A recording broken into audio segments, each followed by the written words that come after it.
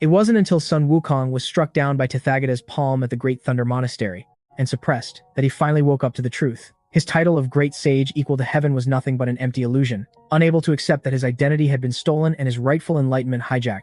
The unwilling Wukong, relying on a lifetime of unyielding obsession, actually broke through the laws of time and was reborn back inside his original stone womb. In this life, he was no longer ignorant and naive. He realized that even if he obtained the true teachings of Patriarch Subhuti, when facing a Heavenly Dao existence like Tathagata, he still couldn't escape the fate of being suppressed. And the root of all this lay in his demon bloodline. Demons were inherently born with one crucial meridian less than humans, making it difficult for them to endure. Throughout history, only the great goddess Nuwa of the ancient heavenly court and Donghuang Tai possessed complete meridians like humans, allowing them to achieve the Holy Dao. But the later generations of demons, no matter how powerful, could at most cultivate to become demon immortals, forever unable to touch the threshold of the Heavenly Dao. Having figured this out, Wukong didn't rush to be born. Instead, he circulated the 8-9 arcane art inside the stone womb. Relying on the spiritual energy of the immortal stone, he frantically absorbed the essence of heaven and earth, focusing entirely on completing his meridians. In the blink of an eye, 50 years passed, and the Wukong inside the stone had been completely reborn. Most of the monkey fur on his body was gone, with his face and chest practically hairless.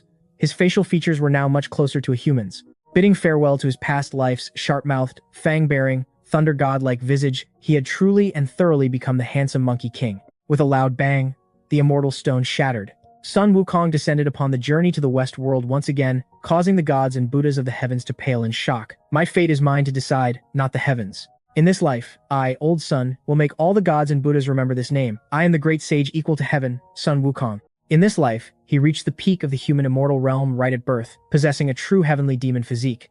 As long as he survived the doomsday lightning tribulation of the 3 calamities and 9 disasters, he would smoothly advance to the earth immortal realm. His strength was more than a whole tier higher than in his previous life at this stage. The Mount Wagwo before him was exactly as he remembered, and he quickly mingled with the monkeys all over the mountain. But he knew clearly in his heart that he absolutely couldn't waste time in this life. Not only did he need to become stronger, but the entire monkey tribe of Mount Huaguo had to keep up. Following his memories, he guided the monkeys to find the Water Curtain Cave. Just like in his past life, he was the first to jump through the waterfall, becoming the leader of the monkey tribe. However, no longer mischievous, he immediately set his plan into motion as soon as he secured his position. The first step was to pass the incantations of the 8-9 arcane art to all the monkeys on the mountain. Since this technique had extremely high requirements for aptitude, he deliberately simplified it. Although the simplified version couldn't match the power of the complete one, it was much easier if the goal was merely to break through mortality and ascend to immortality. As for what realm they could reach, that would depend on the monkey's own fortune. After arranging all this, Wukong in this life still decided to go study under Patriarch Subhuti. He didn't directly ride the somersault cloud to Aparagadania. Instead, just like in his past life, he built a bamboo raft and sailed across the sea. This was because Tathagata Buddha's realm was at the level of a heavenly Dao saint. A big shot of that caliber only needed to pinch his fingers to calculate, and nothing in the world could escape his eyes. Even though Patriarch Subhuti most likely couldn't calculate the fact that he was reborn and time-traveled, if he rode the somersault cloud to seek apprenticeship, not only would it be easily noticed by Tathagata, but he also wouldn't be able to explain it to Patriarch Subhuti once he reached Mount Fangkun. Having experienced everything in his past life, Wukong had also figured out Patriarch Subhuti's strength. His oppressive aura was not a bit weaker than Tathagata's. He secretly swore that in this life, he absolutely had to learn entirely new, genuine skills. Remembering that his lifespan in the Book of Life and Death was only 346 years, he knew he couldn't afford to delay even a single moment. In this life, he didn't waste over 10 years in Jambudvipa. Riding the wind and breaking the waves, he quickly arrived in Aparagodania. Within 2 days, he found the Slanting Moon and 3 Stars Cave on Mount Spirit Platform Fangkun. This time, he was a full 300 years earlier than when he sought apprenticeship in his past life. Upon seeing Patriarch Subhuti, Wukong didn't waste a single word, immediately kneeling and kowtowing to acknowledge him as his master. Relying on his familiarity with the events of his past life, every word he spoke struck right at Patriarch Subhuti's heart. Furthermore, Patriarch Subhuti saw that although he was a monkey, his aura had already reached the peak of the human immortal realm. Moreover, through his own secret calculations, he found that this fated disciple with such incredible talent had actually drifted across the ocean on a bamboo raft. This showed his pure and sincere heart, which won Subhuti's deep affection, and he immediately accepted him as a disciple once again. But just as Wukong was about to get up, a figure suddenly flashed by the side door. He took a closer look and froze on the spot. That person was actually the Bull Demon King. In his past life, when he fought the Bull Demon King, Wukong had felt something was off. He knew the law phenomenon, and so did the Bull Demon King. He knew the 72 transformations, and the Bull Demon King's transformation skills were just as good. In terms of raw strength, the Bull Demon King was even a bit stronger than him. Back then, he had asked the Bull Demon King about his master, but the bull demon king kept his mouth shut. Thinking about it now, he must have been warned by Patriarch Subhuti not to mention his master to anyone. At this time, Patriarch Subhuti also noticed Wukong spacing out and immediately explained, "This person is also my disciple, named Niu Dezhuang. Today is the day he finishes his studies and leaves the mountain. He leaves, you arrive, comings and goings are all a matter of fate. I also hope you will achieve success in your studies soon and go down the mountain to gain experience." Time flew by, and in the blink of an eye, 7 years passed. Once again, at the third watch of the night, Patriarch Subhuti imparted the 8-9 arcane art to Wukong. However, Wukong had long since cultivated this technique to the minor accomplishment stage. He didn't dare tell Patriarch Subhuti this, so he could only pretend it was his first time learning it and listen attentively. Enduring for another year, Wukong finally released the suppression on his cultivation, breaking through from the peak of the human immortal realm toward the earth immortal realm. The moment he exerted his power, the Heavenly Dao instantly sensed it. Rumbling thunder rolled outside the Three Stars cave, and pitch-black thunderclouds blotted out the sun, their imposing aura terrifying. Yet, not a single bolt of heavenly lightning actually struck down. Wukong knew clearly in his heart that the barrier of the Three Stars cave was blocking his aura. As soon as he stepped out of the cave doors, the doomsday lightning tribulation would immediately descend. Soon, Patriarch Subhuti called Wukong over and asked, "Wukong, how is your practice of the arcane art coming along?" Wukong replied, "My mastery is profound, having reached the realm of perfection. Very soon, I will have to undergo the doomsday lightning tribulation of the 3 calamities and 9 disasters." To think you monkey actually know about the 3 calamities and 9 disasters. A hint of surprise flashed in the eyes of Patriarch Subhuti, who had originally prepared to lecture him. Wukong was well prepared and casually made up a lie. "I saw it in an ancient text in the library pavilion." Hearing this, Patriarch Subhuti nodded in gratification. "Not bad. You are intelligent and eager to learn. I truly didn't misjudge you. Since you know about the 3 calamities and 9 disasters, you should also be clear that avoiding them is not easy. I have 2 divine transformation arts here. The 36 heavenly transformations and the 72 earthly transformations. Once mastered, you can avoid the 3 calamities and 9 disasters and remain untainted by karmic hindrances. Which one do you want to learn?" In truth, Wukong had long since mastered the essence of the 72 earthly transformations. What he truly wanted was the 36 heavenly transformations. But in this life, he was no longer impetuous. With the idea of reviewing the old to learn the new, he tentatively asked, "Master, can I learn both of them together?" As soon as he finished speaking, he received a fierce knock on the head from Patriarch Subhuti. "You greedy monkey. Being able to master just one of these heavenly and earthly divine arts is already a massive blessing. You want to learn both? Aren't you afraid of biting off more than you can chew and ending up with a botched result?" But to Wukong this was nothing. He immediately put on a fawning expression and said, "Master, you haven't even taught me yet. How do you know I won't be able to learn them?" The master leads the disciple through the door, but cultivation depends on the individual. Just teach them both to me. If I can't learn them, it's because I'm useless, and I won't blame you, master. Looking at Wukong's eager eyes, Patriarch Subhuti let out a helpless sigh. Among all his disciples, Wukong had the highest aptitude and was the most quirky and mischievous. The other disciples were always extremely respectful when they saw him. Only Wukong dared to be cheeky with him, which actually made him feel especially fond of the monkey. Softening his heart, Patriarch Subhuti relented. "Fine, since you put it that way, I will impart both divine arts to you. How much you can learn will depend entirely on your own fortune. However, before you master them, you absolutely must not leave the cave dwelling. Remember this well." Wukong knew clearly in his heart that the 72 earthly transformations focused on form. It was easy to learn the basics but hard to master. The things transformed usually only had the appearance, lacking the true spirit. Basic transformations were fine for confusing enemies, but they couldn't retain one's original strength. For example, if you turned into a bee, your body would truly be as fragile as a bee's. On the other hand, the 36 heavenly transformations focused on the essence. It was extremely difficult to learn the basics, but once grasped, one's realm would advance by leaps and bounds. The things transformed would possess both form and spirit. It was just that before mastering the essence, the transformation speed and success rate were very low. Of course, these 2 transformation methods ultimately led to the same destination. Being able to thoroughly grasp the Tao of heavenly and earthly transformations meant achieving myriad changes without a single flaw. Wukong had already cultivated the 72 earthly transformations to great mastery. Now, learning the 36 heavenly transformations, everything instantly clicked into place. In less than half a day, he had thoroughly comprehended both transformation arts.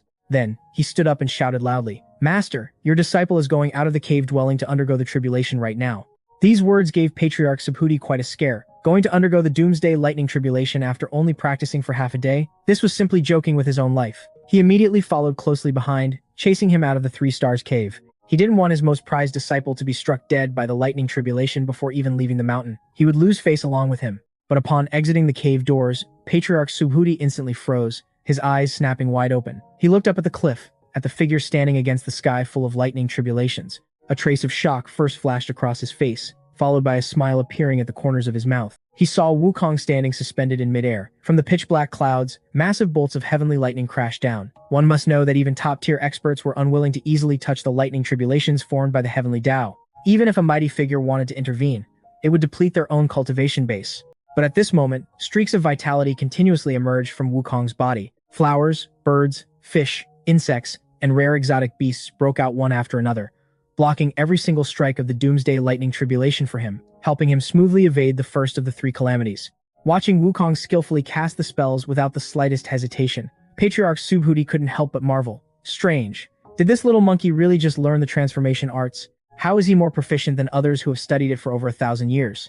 Moreover, even if his aptitude is peerless, reaching this level of essence absolutely cannot be achieved by relying on wisdom roots alone. The heavenly and earthly transformations are both top-tier divine arts. Demons are inherently born with one less meridian than humans, making it fundamentally impossible for them to cultivate human techniques to the absolute limit, unless this little monkey possesses the legendary Heavenly Demon Physique. Thinking of this, an unprecedented gleam flashed in the depths of Patriarch Subhuti's eyes. His originally placid state of mind also rippled with waves of emotion. If Wukong truly possessed the Heavenly Demon Physique, then the opportunity he had been lying low and waiting for all these years might actually be arriving. The entire doomsday lightning tribulation lasted for about an hour. As the final, massive bolt of heavenly lightning struck down, the pitch-black clouds instantly dissipated, and the sky immediately returned to a cloudless state. Wukong only felt a sense of complete comfort throughout his body. Wisps of auspicious clouds spontaneously gathered beneath his feet. This was the sign of advancing to the Earth Immortal realm. His current growth speed was simply worlds apart compared to his past life. One must know that at this time in his previous life, he was still in Mount Wagwo, carelessly playing the handsome Monkey King, not even having grasped the basics of cultivation. Wukong exhaled a breath of stale air. Thinking that he had already touched the Earth Immortal realm less than 10 years after being born in this life, he couldn't help but clench his fists, preparing to throw his head back and let out a long howl to express the joy in his heart. But in the next second, his vision blurred, and Patriarch Subhuti's figure appeared before him, bringing him back into the Three Stars cave dwelling in the blink of an eye. Wukong couldn't be more frustrated in his heart. It was like he was just about to win a game, only to have the internet cable suddenly unplugged. He looked at Patriarch Subhuti with a resentful expression, secretly grumbling in his heart, "What's wrong with Master? Couldn't whatever he has to say wait until I finish venting?" Patriarch Subhuti saw his confusion and frustration, and explained, "Someone is secretly spying and calculating. You cannot let them discover you." After saying that, he raised his hand and patted Wukong's back, knocking out the stale air blocked in his chest, and said flatly, "Go on." The long howl sounded once again, but Wukong's heart was full of helplessness. Being interrupted halfway and then continuing just felt awkward no matter what, like swallowing half a fly. Meanwhile, deep within the distant spirit mountain, Tathagata, sitting upright on his lotus platform, frowned slightly. The fingers he was using to calculate also twitched suddenly. He was puzzled in his heart. A new Earth Immortal has been born in the Western lands. Why can't I calculate it? The Heavenly Dao fluctuated just now, and the Doomsday Lightning Tribulation clearly descended in a paragodonia. Yet, after the tribulation ended, I can't detect anything at all. Anyone who can evade the detection of the Heavenly Dao is absolutely no ordinary being. Tathagata asked, "Samantabhadra, is everything peaceful in the Subhuti realm?" Hearing the Buddha's inquiry, Samantabhadra, who was responsible for guarding the Subhuti realm, paused for a moment. He immediately used his divine sense to investigate, and then replied, "Buddha, everything is normal in the Subhuti realm. There are no unusual movements." Hearing this, a strange look flashed in Tathagata's eyes. It seems that person is still trapped in the Subhuti realm and hasn't come out to cause trouble. Perhaps I really am overthinking it this time. On the other side, at the Heavenly Court's Heavenly Secrets Department, the immortal official in charge of watching the Heavenly Secrets instrument hurriedly reported to Immortal Venerable Ziji, "Lord Immortal Venerable, there is an anomaly in the Heavenly Secrets. It shows that a new Earth Immortal has appeared in a paragodonia." Immortal Venerable Ziji was an important minister of the Heavenly Court, responsible for managing the Heavenly Secrets. Hearing the report, he didn't even bat an eye and said indifferently, "It's just a newly advanced Earth Immortal. What's there to make a fuss about? Record his information on file. When there's a vacancy in the Heavenly Court, we'll just have him ascend to fill the spot." But the immortal official said with a helpless face, "Immortal Venerable, the Heavenly Secrets instrument doesn't show any information about this newly advanced Earth Immortal. His name and origins are completely unknown." As soon as these words came out, Immortal Venerable Ziji finally reacted. He personally stepped forward to check the Heavenly Secrets instrument. After repeatedly confirming it, he found that it was indeed the case. Not daring to delay, he immediately got up and headed to the Lingxiao Treasure Hall to report the matter to the Jade Emperor. In the blink of an eye, 100 years had passed since Wukong advanced to the Earth Immortal realm. Ever since Wukong triggered the Doomsday Lightning Tribulation outside the Three Stars Cave, Patriarch Subhuti had issued an order to seal the mountain. During this period, no one was allowed to go out, and he even used magic to conceal the mountain gates of the Three Stars Cave. The entire Mount Fangkun seemed to have vanished from the world. Experts from the Western Buddhist kingdom had also come near Mount Fangkun to investigate, but they found nothing and could only leave in disappointment. During these 100 years, Wukong had been cultivating diligently under Patriarch Subhuti, and Patriarch Subhuti held nothing back in his teachings. He tailor-made a cultivation method specifically suited for his Heavenly Demon Physique, without hiding anything. At first, Wukong was a bit suspicious. Was it really just because Patriarch Subhuti saw that he had the Heavenly Demon Physique and developed a love for his talent? But this reason seemed a bit far-fetched. He always felt that Patriarch Subhuti was hiding something from him. But since his master didn't say anything, as a disciple, it wasn't his place to press the issue too much. He could only suppress the doubts in his heart and throw himself entirely into cultivation. One day, Wukong excitedly sought out Patriarch Subhuti. He said, "Master, I can cast the somersault cloud and shrinking the earth into an inch at the same time." The somersault cloud was the most powerful cloud-soaring art, while shrinking the earth into an inch was a traveling method that only top-tier experts could master. Wukong had never thought before that these two completely different ways of traveling could actually be combined. Casting, shrinking the earth into an inch while on the somersault cloud. His body seemed to turn into a streak of light, flashing tens of thousands of meters in an instant. It was several times faster than just the somersault cloud alone, almost qualifying as the fastest speed in the world. Originally, Patriarch Subhuti only planned to teach Wukong the somersault cloud, but Wukong learned too fast, mastering it in just a few days, and then cheekily pestered him all day long for an even more powerful cloud-soaring art. Patriarch Subhuti didn't have a more powerful cloud-soaring art on hand, so he had no choice but to teach him shrinking the earth into an inch as well. But shrinking the earth into an inch was a divine art, not an ordinary spell. Even many top-tier experts hadn't been able to master it. Patriarch Subhuti originally didn't expect Wukong to be able to learn it, but to his surprise, this monkey thoroughly mastered it in just 50 years. If word of this got out, those experts who hadn't learned it even after cultivating for over 1,000 years would probably die of shame. In the blink of an eye, the 100-year mountain ceiling period had passed. During these 100 years, Wukong's cultivation had also reached the peak of the Earth Immortal realm. According to common sense, after surviving the Doomsday Lightning Tribulation, the next tribulation, the Great Sunfire Tribulation, should descend 500 years later. But 500 years was the limit for stagnant cultivation. If one reached the breakthrough threshold early, the three calamities would also arrive early. Wukong didn't want to implicate his master and fellow disciples because of his tribulation, so he decided to undergo it alone, setting foot in Uttarakuru. Whether in his past life or this one, it was his first time here. Wukong didn't dare to delay. Finding a secluded spot, he immediately circulated his energy. The moment his technique stopped suppressing his cultivation, the aura around his body shot straight into the clouds, instantly reaching the breakthrough threshold. The next moment, a terrifying pressure descended from the sky above, and the laws of the Heavenly Dao condensed into a blazing, scorching sun. Countless sparks poured down like rain. The Great Sunfire Tribulation had officially descended. These sparks seemed weak, but once they touched the body, they would ignite the yin fire within, burning straight from the Yongquan point on the soles of the feet up to the Niwan Palace at the brow. The physical body and the soul would be scorched simultaneously. An ordinary cultivator would be reduced to flying ash in an instant, their 1,000 years of cultivation turning into nothing but a bubble. But this kind of tribulation wasn't considered difficult for Wukong. His figure soared into the air, nimbly weaving above the surface of the lake like a butterfly fluttering through flowers. Occasionally, when he couldn't dodge in time and a spark touched his body, a phantom would fly out from within him to endure the yin fires burning in his place. As the sparks gathered more and more, they eventually turned into a sky full of fiery rain, enveloping everything in a heaven-blotting sweep. This was exactly the most perilous final strike of the Great Sunfire Tribulation. Instead of retreating, Wukong advanced, charging straight into the fiery rain. Countless phantoms continuously rushed out from his body. The moment he broke through the fiery rain, the sky full of red light dissipated, and an auspicious cloud rose from beneath his feet, holding him steadily. This was the phenomenon of successfully breaking through to the heavenly immortal realm. Uttarakuru was far from the jurisdiction of the heavenly court and the Buddhist sect, so it was perfect for not having to worry about exposing his whereabouts. But right at this moment, a strange aura drifted over with the wind. From a valley not far away, faint cries for help could be heard. Wukong was naturally restless and impulsive. He immediately transformed into a little bee and flew toward the sound. A moment later, a small village appeared before his eyes. The old, weak, women, and children of the village were surrounded in an open clearing by a group of thugs, wielding vicious weapons. The atmosphere was tense. "Hurry up and hand Luo Wen over. He hurt my brother, and even if he hides at the ends of the earth, he can't escape." The leader, a thug, holding a ghost head broadsword, had a face full of vicious intent. But in the next second, he noticed a woman nearby who was comforting the women and children. "I didn't notice just now, but this Luo Wen's woman is actually quite a piece of work. Let your grandpa here enjoy her properly." Saying that, he reached his sinful, large hand toward the woman. Wukong originally just wanted to watch the show. He was usually too lazy to interfere in mortal grudges. But now that he had completed his human meridians, seeing this wicked deed instantly ignited a raging fire in his heart.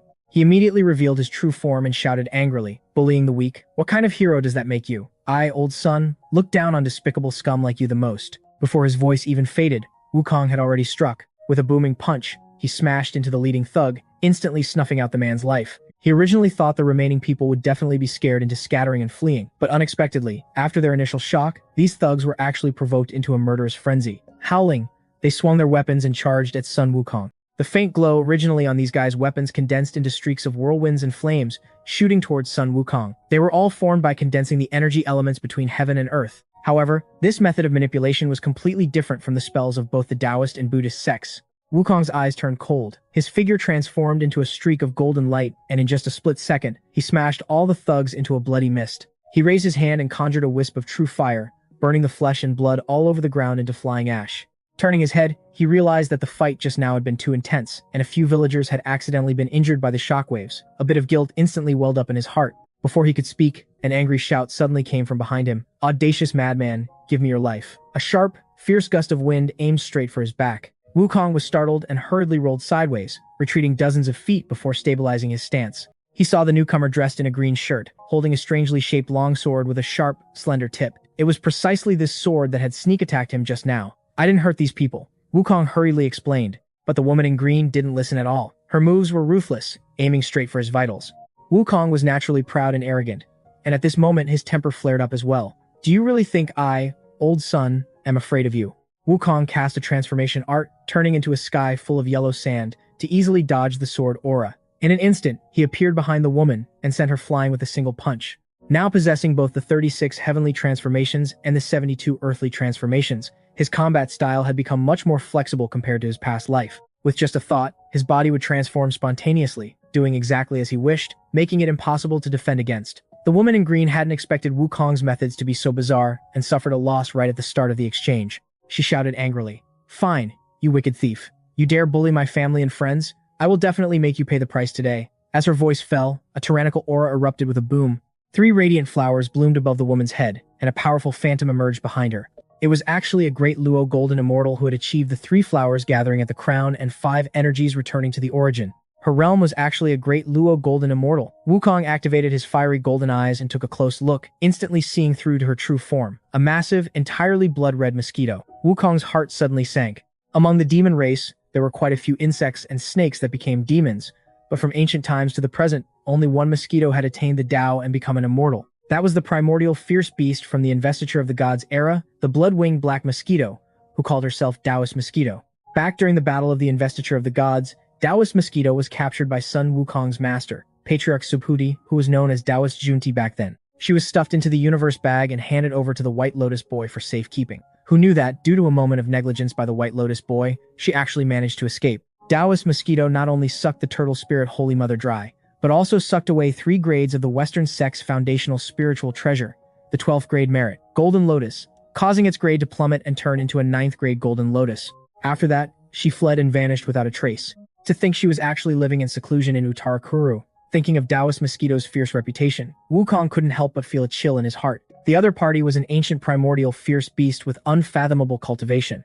With his current strength, it would be fundamentally difficult to contend against her. "Wicked thief, die." Taoist Mosquito roared angrily and struck again. With a swing of her longsword, countless fist-sized, blood-colored flying mosquitoes swarmed over, blotting out the sky. Their mouthparts pierced against Wukong's body, emitting crisp, clinking sounds.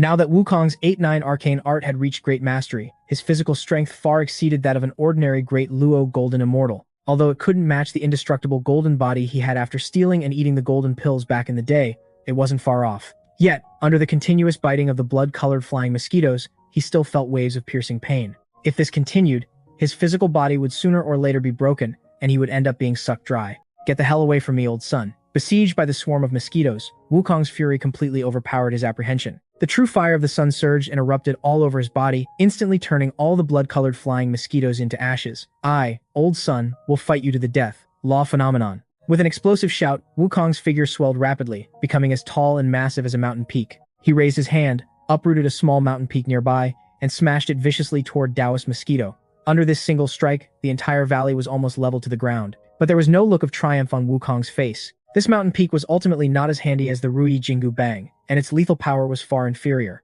He secretly made up his mind that once this matter was settled, he would take a trip to the Eastern Sea Dragon Palace and retrieve that sea-calming divine needle. As the smoke and dust dispersed, Taoist Mosquito's figure had disappeared. Wukong's heart sank, and a fierce wind attacked from behind him once again.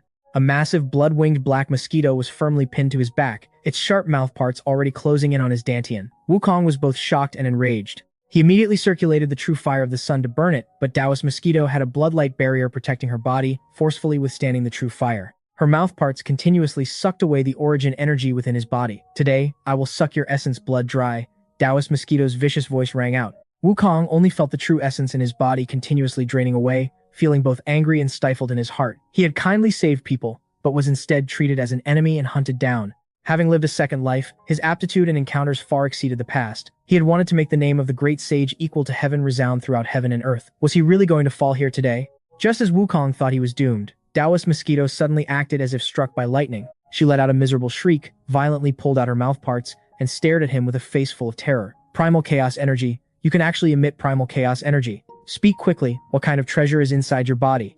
Wukong was also amused, instantly recalling that thing resembling a large green onion he had eaten in the water curtain cave right after his rebirth. He restored his normal size and said grumpily, "Why should I tell you?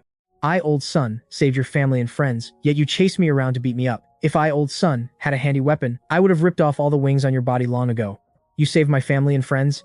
Taoist Mosquito, now transformed back into human form, looked toward the village, her heart suddenly skipping a beat. She had only been thinking about how to attack just now, completely ignoring the villagers. If Sun Wukong hadn't used his golden light to protect them, these few survivors would have probably been smashed into mush by her shockwaves earlier. After all that, she had almost slaughtered her benefactor as an enemy. The woman who was saved earlier also stepped forward at this moment to testify for Sun Wukong. Learning the truth, Taoist Mosquito was instantly speechless with embarrassment. She hurriedly stepped forward, cupped her hands, and apologized. "Fellow Taoist, please forgive my sins. I was too impulsive and misunderstood my benefactor. I hope you will be magnanimous and not hold it against me. We can be considered to have formed a friendship through fighting. May I ask for your esteemed name?" This Taoist Wen truly lives up to being an old monster who has lived for countless years. His face changes just like that, without the slightest dignity of a great Luo golden immortal. Wukong rolled his eyes at him, thinking to himself, "If it weren't for my lack of strength, I would have destroyed you long ago." He then grumpily announced his title, Great Sage Equal to Heaven. Hearing the 4 words, Great Sage Equal to Heaven, Taoist Wen initially thought it was a bit arrogant. But when he learned that Wukong had broken through to the heavenly immortal realm after only 100 years of cultivation, his face was instantly filled with shock. A heavenly immortal in just 100 years. "Brother Wukong, you are truly a peerless genius rarely seen in eternity." After the flattery, Taoist Wen began to introduce his own background. He was none other than the blood-sucking black mosquito, Taoist Wen. Back then, after devouring the golden lotus, he fled into the netherworld blood sea to cultivate in seclusion. In less than a millennium, he severed one of his past lives and stepped into the quasi-saint realm. After coming out of seclusion, he wanted to unify the netherworld, but unexpectedly, Patriarch Ming had already been born in the Blood Sea. Patriarch Minghe had imitated Nuwa's creation of humanity by creating the Asura race. His cultivation had long reached the late stage of the quasi-saint realm, and his strength far surpassed Taoist Wen's. In a single battle, Taoist Wen suffered a crushing defeat, his cultivation dropping back to the great Luo golden immortal realm. He could only flee the netherworld in a panic and live in seclusion in Beiju Luzhou, no longer involving himself in the disputes of the 3 realms. With their misunderstanding resolved, their conversation cleared the air. Wukong took the opportunity to ask what level the treasure inside his body actually was. Taoist Wen stroked his chin and said with some difficulty, "Brother, to tell you the truth, I only sensed the aura of primal chaos just now, but I didn't get a clear look at the treasure itself. It's definitely at the level of a Khanate spirit treasure. If you trust me, let me carefully probe your body with my divine sense. I'll definitely be able to recognize what it is." Wukong initially had some misgivings, but on second thought, given the gap in their strength, if Taoist Wen really had malicious intentions, he wouldn't need to waste so much breath. After thinking for a moment, Wukong nodded in agreement. As Taoist Wen's true chi pierced through Wukong's lower abdomen into his dantian, he finally got a clear look at the true form of that green stem. At this moment, Taoist Wen jumped straight up from the ground, his mouth even starting to twitch from excitement. "Brother Wukong, that thing inside your body is the lotus stem of the 3-6, petaled pure world green lotus. What a massive stroke of luck, truly a massive stroke of luck. To be acknowledged by such a supreme treasure as its master, your future prospects are absolutely limitless, my brother." Hearing what the treasure was, Sun Wukong was also stunned. He had previously read records about this treasure in the ancient texts of the 3 Stars Cave. The 3-6, petaled pure world, green lotus, and the jade disc of good fortune were both chaos treasures. Besides them, there were 3 other supreme treasures nurtured by the power of primal chaos: the Chaos Divine Pearl, the Heaven-Cleaving Divine Axe, and the Primordial Sword. When Pangu split heaven and earth, he borrowed the power of the 3-6, petaled pure world green lotus, and the jade disc of good fortune, causing both supreme treasures to be damaged. Among them, 24 lotus petals merged with the jade disc of good fortune, transforming into 24 pieces of the jade disc. They were downgraded to Khanate treasures, recording the 3,000 great Daos but missing the 36,000 minor Daos, and were ultimately obtained by Dao ancestor Hongjun. Meanwhile, 5 lotus leaves transformed into the 10 great supreme Khanate spirit treasures. The lotus flower turned into the 3 treasures Jade Ruyi, and the lotus root became the Tai horsetail whisk. The remaining lotus leaves turned into the Qingping sword, and the attached yellow soil transformed into the 9 heavens expanding soil. These were respectively obtained by the primeval Lord of Heaven, the Heavenly Lord of Dao and its virtue, the Grand Master of Heaven, and Goddess NANHWA. Only the lotus stem of the 3/6-petaled pure world green lotus remained unaccounted for. This stem, as one of the 4 major components of the pure world green lotus, inherited at least a quarter of the great Dao laws and primordial purple qi. It is undoubtedly a Khanate treasure. However, Sun Wukong had only just reached the heavenly immortal realm. His cultivation was too low, and his comprehension of the heavenly Dao was insufficient, let alone mastering the laws of the great Dao. With his current cultivation, he simply couldn't control this treasure. But to have the lotus stem acknowledge him as its master by a stroke of luck was still a heaven-defying fortune. Thinking of this, Taoist Wen reminded him, "Brother Wukong, you must never tell anyone else about the lotus stem inside your body. A supreme treasure like this is enough to tempt even the top-tier almighty experts. If it weren't for the fact that you saved Axiang and the others, and that I've now let go of my obsession with attaining the Dao, even I might not have been able to suppress my greed just now. You mentioned you're heading back to report to your sect. Could you tell me who your master is? Let's see if your old brother can give you some advice." Son Wukong hesitated a bit. Although Patriarch Subhuti in this life hadn't yet warned him against revealing his master's name, many disciples who had left the mountain before had been strictly instructed about it. It was clear he didn't want people to know of his existence. Moreover, Sun Wukong had always suspected that Patriarch Subhuti was actually Taoist Junti from back in the day. If that were true, then he definitely had a grudge against the Western Buddhist kingdom. Wukong decided to test the waters first. After all, Taoist Wen had been captured by Taoist Junti back then. If the two were truly the same person, Taoist Wen would definitely know. Thus, Sun Wukong spoke up. "My master's Taoist title is Patriarch Subhuti." "Who did you say? Patriarch Subhuti? You're actually the disciple of that old geezer Junti. Then when you return to your sect, absolutely do not mention that you've seen me." Taoist Wen heavily emphasized his last sentence, showing just how deeply he feared Patriarch Subhuti. Back then, he had devoured the Western sect's supreme sect-guarding treasure, causing its grade to drop. If Patriarch Subhuti found out his whereabouts, he might really show up at his door, with a sword in hand. Sun Wukong repeatedly agreed. He summoned his somersault cloud, bid farewell to Taoist Wen, and flew toward his sect. Taoist Wen watched his retreating figure, a faint premonition rising in his heart. With Sun Wukong's actions, the future heavenly realm and the Western Buddhist kingdom were probably going to face a massive upheaval. But halfway through his flight, Sun Wukong suddenly stopped. "Wait, that's not right. Master is a top-tier almighty expert who can see through the heavenly Dao. He might be able to calculate that I met with old brother Wen. Wouldn't that bring harm to him? I need to find an excuse to cover this up and divert Master's attention." A thought crossed his mind. He hadn't yet obtained the compliant golden hooped rod in this life. He immediately changed direction and headed straight for the Eastern Sea Dragon Palace. At this moment, the 9-colored glazed cup in the hands of the Eastern Sea Dragon King, Guang, suddenly slipped and shattered. "Strange, why am I suddenly feeling so restless? It feels like something bad is about to happen." Just as he was wondering, a sea-patrolling yaksha rushed in frantically. "Your Majesty, a heavenly immortal named Sun Wukong has arrived outside. He claims to be your most dearly missed good neighbor and wouldn't even let me announce him. He's about to barge right in. I rule over the Eastern Sea. Where would I get a neighbor?" While Guang was still bewildered, Sun Wukong had already charged to the palace gates. Seeing the Dragon King, the monkey grinned widely. "Old Dragon King, long time no see. Do you still remember me?" Guang looked at him, his face full of confusion. Who was this guy? He acted so familiar, yet Guang had absolutely no impression of him. Seeing him dazed, Sun Wukong didn't waste any words and strode right into the Crystal Palace. Knowing he couldn't afford to offend him, Guang hurriedly invited him to the seat of honor, served good tea, and asked curiously, "This exalted immortal looks unfamiliar. May I ask when you attained the Dao and where you hail from?" "I live right next door to your Eastern Sea, on Mount Wagwo. I've been out cultivating all these years, and today I specifically came to visit my old neighbor and ask for a handy weapon while I'm at it. I heard your Dragon Palace has plenty of treasures, and you're known for your hospitality. I assume you won't disappoint me, right?" Sun Wukong's words were soft but carried a hidden threat. How could Guang dare to refuse? He immediately ordered his shrimp soldiers and crab generals to bring out several weapons. But Sun Wukong had come specifically for the compliant golden hooped rod. He didn't even spare a glance at these ordinary weapons. The following events played out much like his past life. To save face, the Dragon King brought him to the sea-calming divine needle. But this time, as soon as Sun Wukong grasped the golden hooped rod, the green lotus stem inside his body suddenly reacted. The stem transformed into a cloud of chaotic mist and wrapped around the rod. The Dao runes on the rod's body also began to change, giving Sun Wukong a fright. He quickly realized that the lotus stem was trying to merge with the golden hoop rod to upgrade its tier. It should be known that the golden hoop rod was a post-heaven spirit treasure forged by the Supreme Venerable Sovereign in his 8 trigrams furnace. It was forged from 9-turn divine iron from the dawn of the primordial era. However, the Sovereign had only forged it to suppress the heavenly river, not to be used as a weapon, so the divine effects of the 9-turn divine iron were never fully unleashed. Now that it had caught the eye of the lotus stem, merging with it might allow it to leap into the ranks of Khanate treasures. But Sun Wukong was troubled again. How long would this fusion and upgrade take? Wouldn't he be without a handy weapon during this time? Feeling a mix of joy and sorrow, he jumped out of the sea eye, thanked Ao Guang, and in the blink of an eye, shot out of the ocean's surface, vanishing without a trace.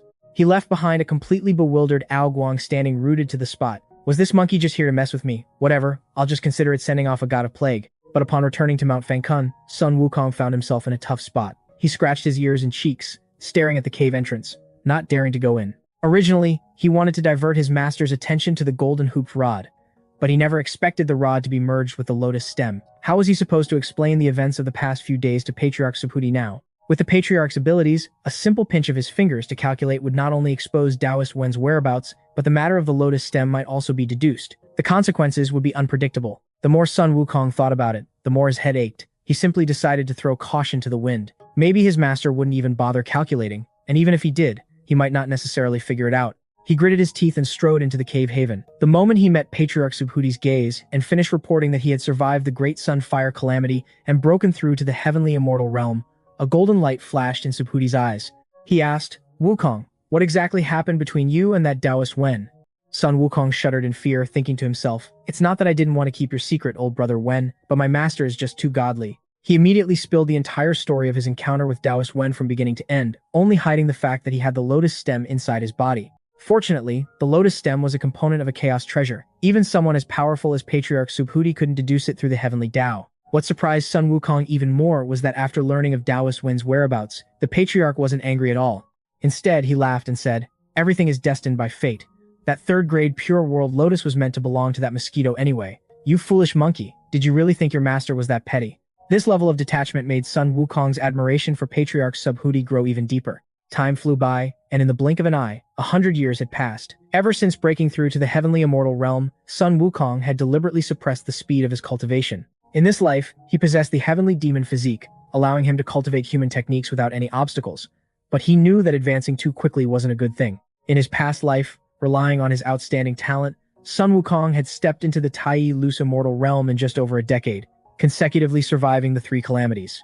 But despite his seemingly extraordinary talent, his foundation was actually unstable, which led to his cultivation progressing slowly later on, even regressing at times. More importantly, with the experience of his past life, he knew that breaking through too early would result in Patriarch Subhuti forcibly expelling him from the sect, and once he left, he could never come back. Therefore, over these 100 years, Sun Wukong never slacked off. He began delving into the laws of the Heavenly Dao while still in the Heavenly Immortal Realm, something that normally required reaching the Great Luo Golden Immortal Realm to comprehend. Furthermore, not knowing when the Golden Hoop Rod would finish its fusion, he sparred with his clones every day to improve his unarmed combat strength. He had completely lost the playful nature of his past life. But all good things must come to an end. One day, Patriarch Subhuti suddenly called him over and asked, "Wukong, how many years have you cultivated under my tutelage?" 221 years. Patriarch Subhuti nodded and continued, "It seems the time for us to part ways has arrived. I can see that you've been deliberately suppressing your cultivation, wanting to build a solid foundation in the Heavenly Immortal Realm. This is a good idea, but too much of a good thing can be detrimental. You have now almost reached the limit of a Heavenly Immortal. If you want to further comprehend and improve, you must survive the last of the 3 calamities, the Black Sun Wind Calamity.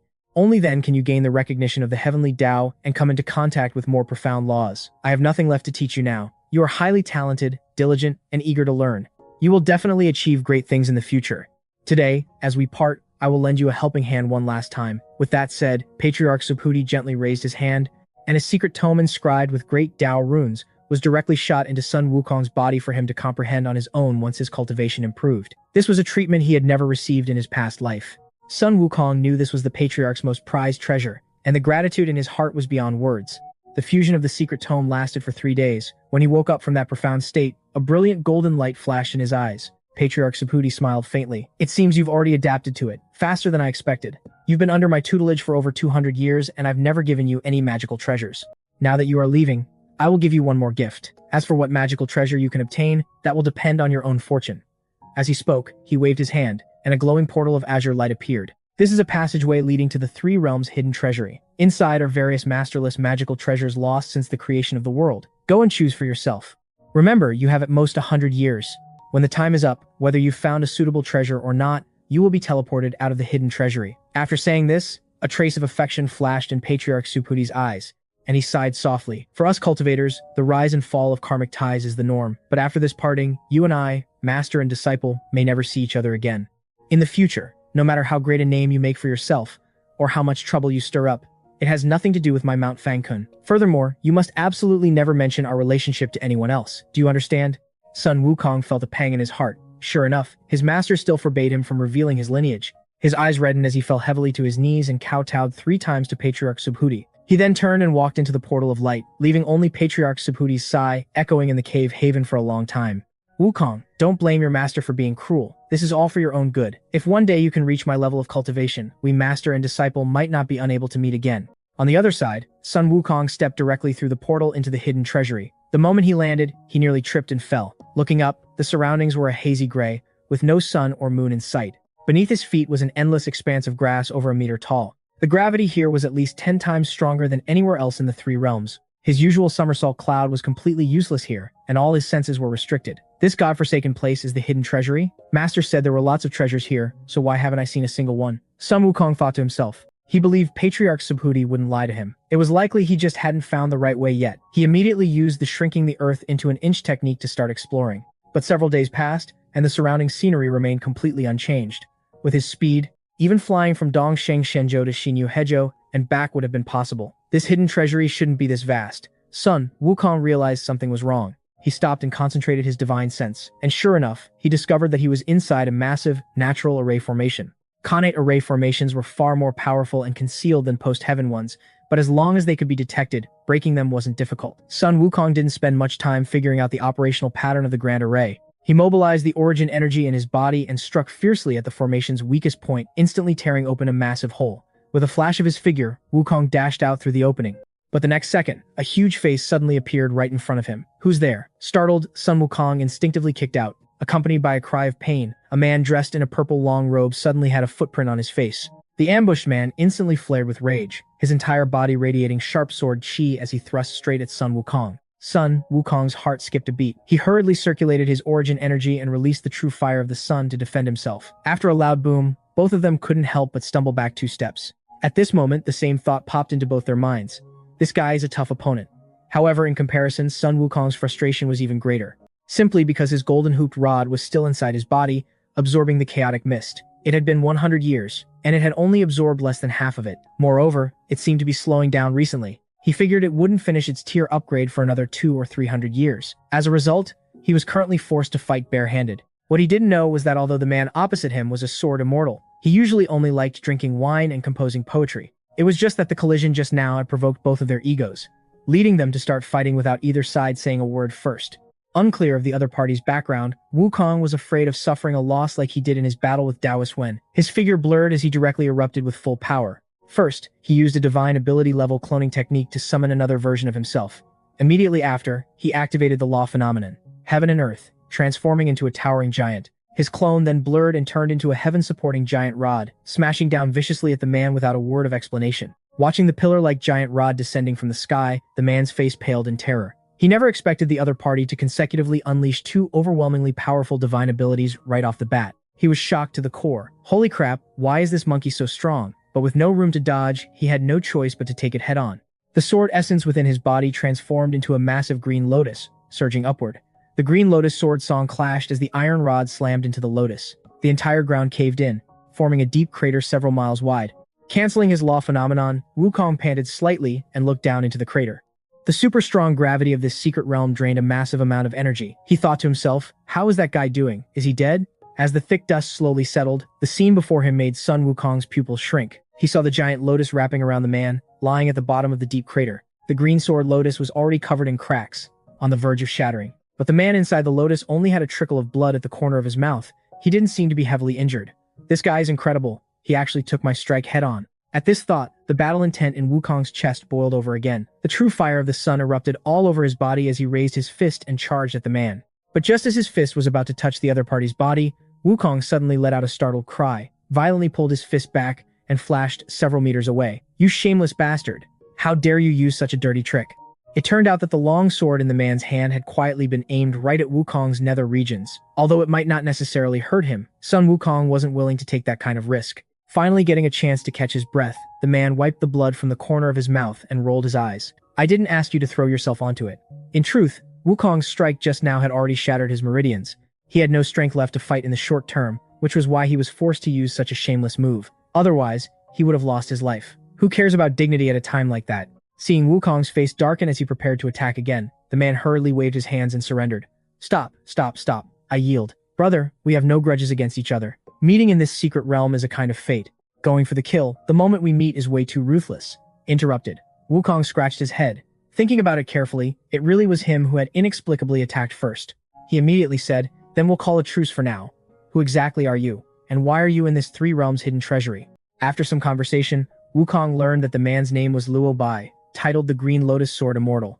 Just like him, he had come to this chaotic land to find a handy weapon. But Luo Bai's next words made Wukong's heart sink heavily. 500 years? You're saying you've been trapped here for 500 years?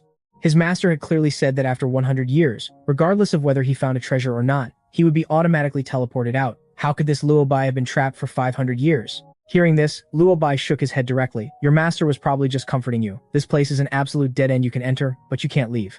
Unless you find a treasure that connects with your mind and use its power to break through the barrier. It wouldn't be strange to be trapped here for thousands of years." Right then, Luo Bai spilled everything he had learned about this place over the past 500 years. This is actually the desolate borderland of the three realms. Ever since Pangu split the heavens and the primordial world was born, it has stood at the edge of the three realms. Later, after the ancient wars, the primordial world shattered. The Dao ancestor used his supreme magic power to reopen heaven and earth, and this desolate borderland became the place where the three realms were born and expanded. Today, it still retains the chaotic state from the dawn of creation. The pure chi forms the sky, and the turbid chi forms the earth, so naturally, you can't see the sun, moon, or stars. And the treasures here are all leftovers from when the primordial world was first stabilized and the Dao ancestor distributed treasures on the treasure distribution rock. There's also a portion that is still being nurtured within the chaos to this day. It was precisely because Luo Bai had learned of this that he exhausted his efforts to open a spatial passage and enter to hunt for treasures. The desolate borderland was chaotic and ever-changing, filled with natural array formations and restrictions everywhere. As a sword immortal who didn't understand array formations, he ended up trapped for a full 500 years. Now, seeing that Wukong could easily break formations and possessed multiple powerful divine abilities, he immediately made up his mind. He decided to become Wukong's lackey and follow him, hoping that one day Wukong could take him out of this dead end. In a flash, 10 years passed. During these 10 years, the two of them traveled intermittently, breaking through countless array formations and encountering quite a few demon spirits formed from chaotic aura. The two had a clear division of labor. Luo Bai was responsible for dealing with the demon spirits, while Wukong handled navigation, heading in the direction where treasures were most likely to appear. Treasures chose their dwelling places based on spiritual energy, only resting in areas with the densest spiritual chi. In the blink of an eye, another 10 years passed. Wukong and Luo Bai finally arrived at a peculiar place.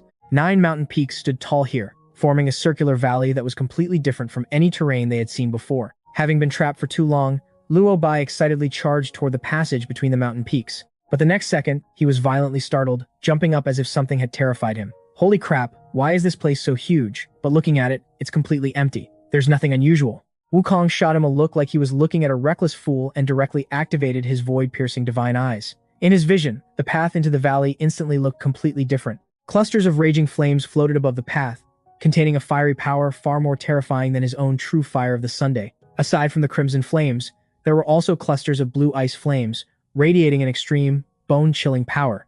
Wukong could clearly sense that whether it was the flames or the ice flames, touching them meant certain death.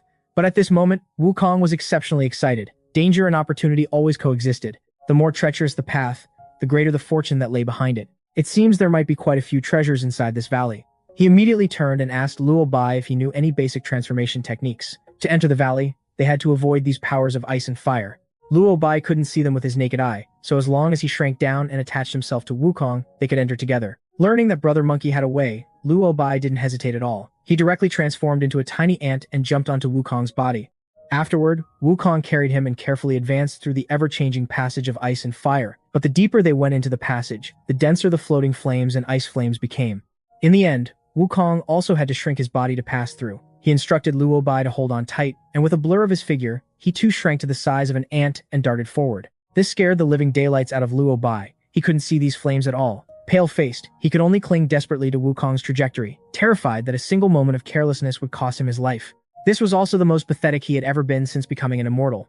Fortunately, Wukong's void-piercing divine eyes were no small matter. He could always predict the trajectory of the fireballs in advance, leaving enough reaction time for Luo Bai. Seeing that only the last gap remained, Wukong felt a surge of joy and was about to accelerate through, when he suddenly noticed a cluster of ice flames on the right, abruptly changing direction and rushing straight at them. He himself could just barely dodge it, but Luo Bai behind him would definitely take a direct hit. In this critical moment, Wukong didn't hesitate in the slightest. He reached back, grabbed Luo Bai, and violently hurled him through the gap. But the next second, Wukong himself was viciously struck by the ice flame. He was instantly frozen into an ice sculpture and reverted to his original size.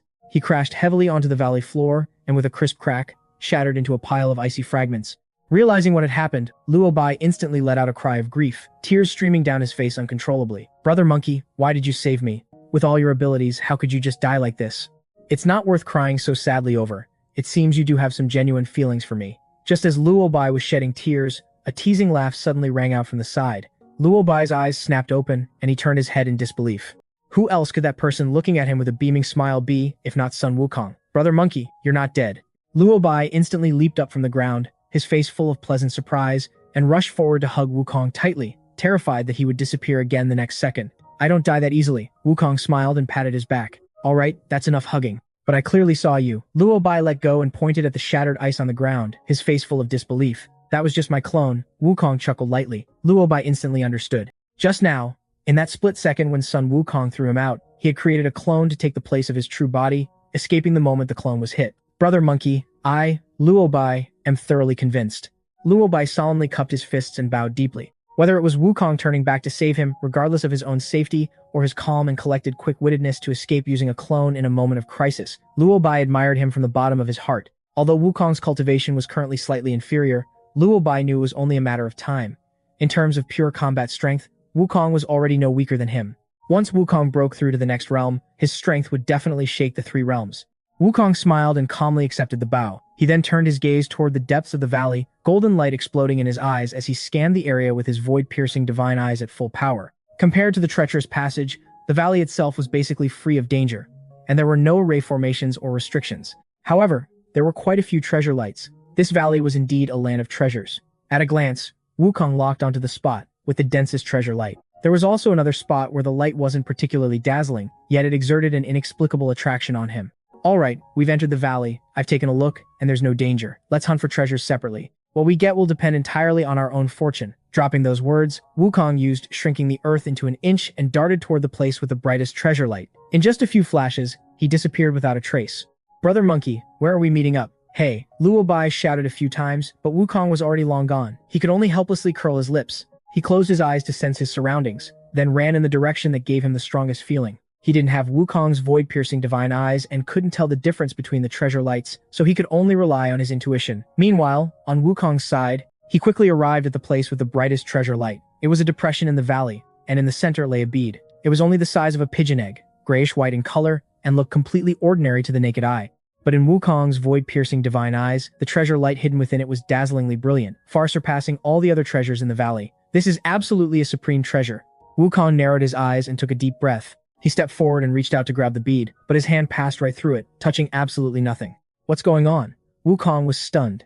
Disbelieving, he tried to grab it 2 more times but still grasped nothing but air. It was as if the bead was merely an illusion, not a physical object. But his void-piercing divine eyes saw it clearly. The bead was definitely right there. It was absolutely not an illusion. Wukong furrowed his brows tightly. Sure enough, good treasures were never easily obtained. It was clearly right in front of him, yet like a flower in the mirror or the moon in the water, it couldn't be touched. Could it be another array formation restriction? Golden light flared in his eyes as he pushed his void-piercing divine eyes to their absolute limits. Yet, he didn't detect the slightest fluctuation of an array formation, and his divine sense probe showed everything was normal. It was truly bizarre to the extreme. It seems this bead requires a special method to subdue. Wukong recalled the methods for collecting heaven and earth treasures recorded in ancient texts. There were those subdued by force using magic power, those collected directly, and those refined using heart's blood. But none of them suited the current situation. After thinking it over, there was only one viable method: refining it with his primordial true spirit. Refining with the primordial true spirit was far more dangerous than refining with heart's blood. If he failed, not only would he be unable to subdue the treasure, but his true spirit would also suffer heavy damage. At best, his cultivation would plummet. At worst, his divine soul would be damaged and difficult to recover. Even if the refinement was successful, if the treasure was destroyed, the master would be implicated. The true spirit would suffer the same damage, which still meant death. Therefore, under normal circumstances, no one would be stupid enough to use their primordial true spirit to refine a treasure. If the treasure's grade wasn't high enough and it got destroyed, wouldn't they just be dragging themselves down with it? Should he take the risk? Wukong hesitated. His void-piercing divine eyes clearly showed that this was a peerless treasure, but what if it was just all flash and no substance? Did he really want to risk trying it with his primordial true spirit? He circled the gray bead again and again, trying various methods, but he still couldn't touch it. This bead seemed to exist in another dimension, visible but untouchable. It looked like there was no other way besides refining it with his primordial true spirit. Screw it. If I die, I die. If I live, I'll live for 10,000 years. Wukong gritted his teeth fiercely, making up his mind. If he wanted to obtain a supreme treasure, he had to take massive risks. Back in the Water Curtain Cave Haven, he had also narrowly escaped death to get the stem of the 3/6-petaled pure world green lotus to acknowledge him as its master. However, that lotus stem had only been refined with his heart's blood, a level far inferior to the primordial true spirit, which was why he still couldn't fully control it to this day. He also didn't know when the compliant golden hooped rod would finish its fusion and the lotus stem would fully awaken. Living without a handy divine weapon was truly unbearable. Sighing, Sun Wukong sat down cross-legged. Using the primordial true spirit to refine and subdue a treasure was extremely dangerous. It didn't allow for the slightest carelessness. He had to slowly infiltrate it bit by bit, and the time it would take was completely unpredictable. Patriarch Subhuti had once said that once the 100-year limit was up, he would be teleported out. He didn't know if it was true or not, but if it was, over 20 years had already passed. He really didn't have much time to waste. With a soft shout, golden light bloomed from Sun Wukong's glabella. Threads of golden silk spread out from his forehead, wrapping around the spirit orb on the ground, officially beginning the refinement with his primordial true spirit. When the power of the primordial true spirit touched the spirit orb itself, Sun Wukong felt a surge of joy. It seemed he had finally taken the right path. This spirit orb indeed required the primordial true spirit to be subdued. He suppressed his excitement, focused his mind, and pushed his primordial true spirit with all his might to wrap the spirit orb layer by layer. Refining with the primordial true spirit was different from other methods. Once interrupted midway, the released true spirit power couldn't be retracted, and he would immediately suffer severe injuries from the backlash. Just as Sun Wukong was concentrating on refining the spirit orb, at the other end of the valley, Luo Bai had also found the treasure most compatible with his aura. A divine sword floated in midair. The blade was a mix of cyan and red, wrapped in purple lightning and cyan fire. Two chains of light, one black and one white, extended from heaven and earth, firmly locking the divine sword and sealing all its divine might and treasure light. Luo Bai immediately summoned his twin blood swords and slashed fiercely at the white chain of light descending from the sky. He had entered this secret realm specifically to find his exclusive divine sword. Now that the treasure was right in front of him, he naturally had to break the seal at all costs and claim it for himself. Boom! The long swords collided with the chain of light, erupting in an earth-shattering roar. The white chain snapped, and a violent shockwave rebounded along the swords. Luo Bai was struck hard, sending his entire body flying backward. He crashed heavily to the ground, spewing a mist of blood, and his eyes rolled back as he passed out. On the other side of the valley, Sun Wukong's heart stirred. He had already sensed the intense energy fluctuations coming from Luo Bai's direction. But he couldn't afford to be distracted right now. He could only continue to focus on his refinement. Little Bai, old Sun can barely take care of himself right now. I can't help you. We can only rely on our own skills and pray for the best. Luo Bai remained unconscious for 3 whole years. After waking up, he repeated the process, severing the black chain of light extending from the ground. The same violent shockwave struck again. This time, he was prepared, activating his sword armor in advance. Although he was still heavily injured and gasping for breath, he didn't pass out again. Mustering his remaining strength, he dripped his blood onto the divine sword to claim ownership. This divine sword was named the Purple Lightning Cyan Glow Sword, a Khanate spirit treasure born from chaos. It could summon the heaven-incinerating purple fire and the doomsday heavenly thunder, possessing world-shaking power. The heaven-incinerating purple fire was incredibly overbearing, and the doomsday heavenly thunder had terrifying destructive force. Combined with the sword cultivator's own spiritual energy attacks, Luo Bai's combat power instantly skyrocketed by several levels. In terms of pure attack power, he was no longer inferior to an expert at the Great Luo Golden Immortal Realm. Overjoyed, Luo Bai immediately rode his sword into the air, flying towards Sun Wukong's location. With the purple lightning, cyan glow sword, the gravity and divine sense suppression in the secret realm were completely neutralized. He quickly locked onto Sun Wukong's aura. However, when Luo Bai flew close to him, Sun Wukong was still refining the spirit orb. His aura was very low but relatively stable. The power of the primordial true spirit continuously wrapped around the spirit orb. Looking at Sun Wukong, Luo Bai's expression suddenly changed. Refining with the primordial true spirit, is Brother Monkey crazy? As a sword immortal with both looks and brains, aside from being narcissistic and obsessed with swords, Luo Bai had dabbled in various related knowledge. He naturally knew how dangerous it was to refine a treasure with the primordial true spirit. Even if successful, it tied the treasure and the person together. If the treasure was destroyed, the person would die. Not to mention, the refinement process allowed for zero mistakes or interruptions. What kind of treasure was this orb to make Sun Wukong take such a huge risk? Despite having 1,000 questions, Luo Bai didn't dare disturb him in the slightest. He knew Sun Wukong was in a critical state. If interrupted, the consequences would be unimaginable. Luo Bai immediately sat cross-legged to circulate his energy and heal his injuries. Afterward, he stood guard nearby, fully focused on protecting Sun Wukong. The valley seemed peaceful, but it was always better to be safe than sorry. In a flash, 60 years passed, and Sun Wukong's refinement of the spirit orb finally reached its end. The originally grayish-white spirit orb bloomed with brilliant 9-colored light, radiating waves of rosy clouds. Pure treasure energy permeated from it. Watching from the side, Luo Bai was amazed. Brother Monkey really had a great eye. The treasure light of this spirit orb was clearly extraordinary, probably even more precious than his own purple lightning cyan glow sword. No wonder he was willing to risk refining it with his primordial true spirit. Amidst his admiration, Luo Bai also saw Sun Wukong's sacrifice. With the massive continuous consumption of his primordial true spirit, Sun Wukong's face was pale, and sweat dripped down endlessly, soaking the ground beside him. Such perseverance and determination made Luo Bai feel inferior. Finally, the spirit orb's treasure light peaked. A wave of light suddenly expanded, sweeping across the entire valley, before abruptly shrinking and retracting completely into the orb. Sun Wukong let out a long breath and opened his eyes. His aura had returned to normal. The refinement of the spirit orb was a complete success. The primordial true spirit he had expended was not only fully returned but also significantly enhanced. Sun Wukong felt he was on the verge of a breakthrough. As soon as he left this desolate land, he would immediately trigger the Black Sun Wind Calamity, one of the 3 calamities. It was impossible to suppress it any longer. That's fine. I've suppressed it for nearly 200 years, and my foundation is rock solid. It's time to break through to the Tai Loose immortal realm. Swish. The spirit orb turned into a streak of light, entering Sun Wukong's glabella and resting in his divine soul space. Sun Wukong understood clearly. Treasures connected to his primordial true spirit would be nourished in his divine soul sea, while treasures refined with his origin heartblood resided in his Dantian's chi sea. Over 60 years of hard work hadn't been in vain.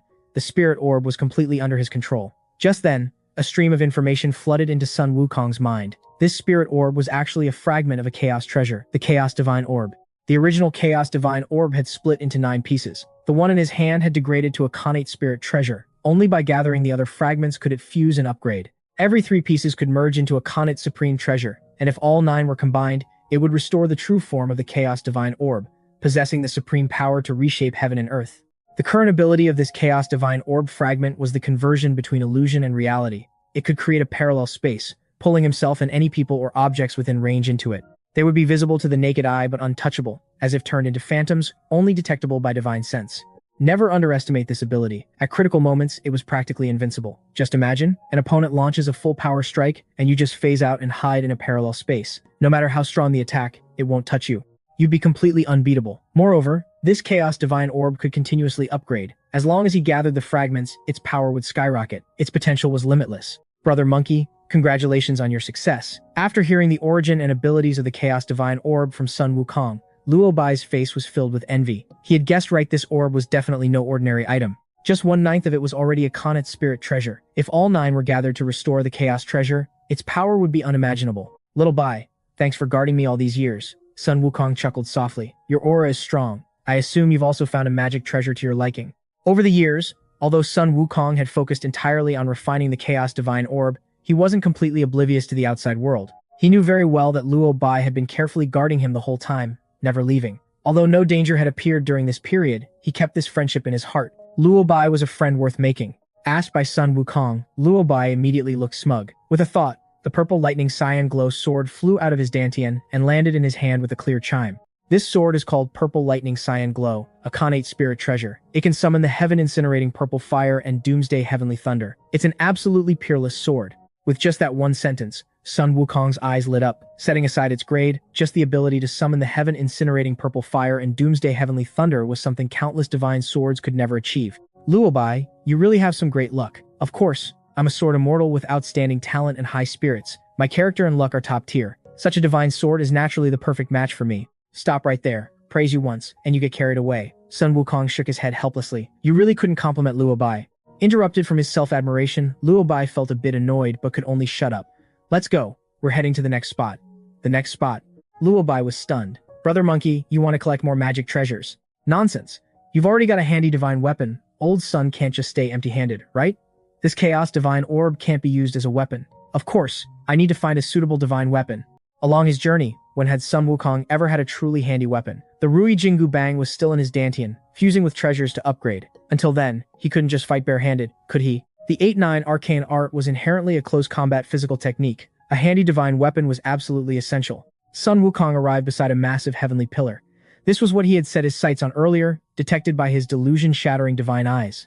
But as he got closer, he suddenly stopped in his tracks. This aura was inexplicably familiar. The next moment, a figure surfaced in his mind. The six-eared macaque. This was the as-you-will iron cudgel wielded by the six-eared macaque. Absolutely no mistake. It was just that the two ends weren't golden bands, but silver bands. However, its aura shared the exact same origin as the Rui Jingu Bang, so it actually came from this secret realm.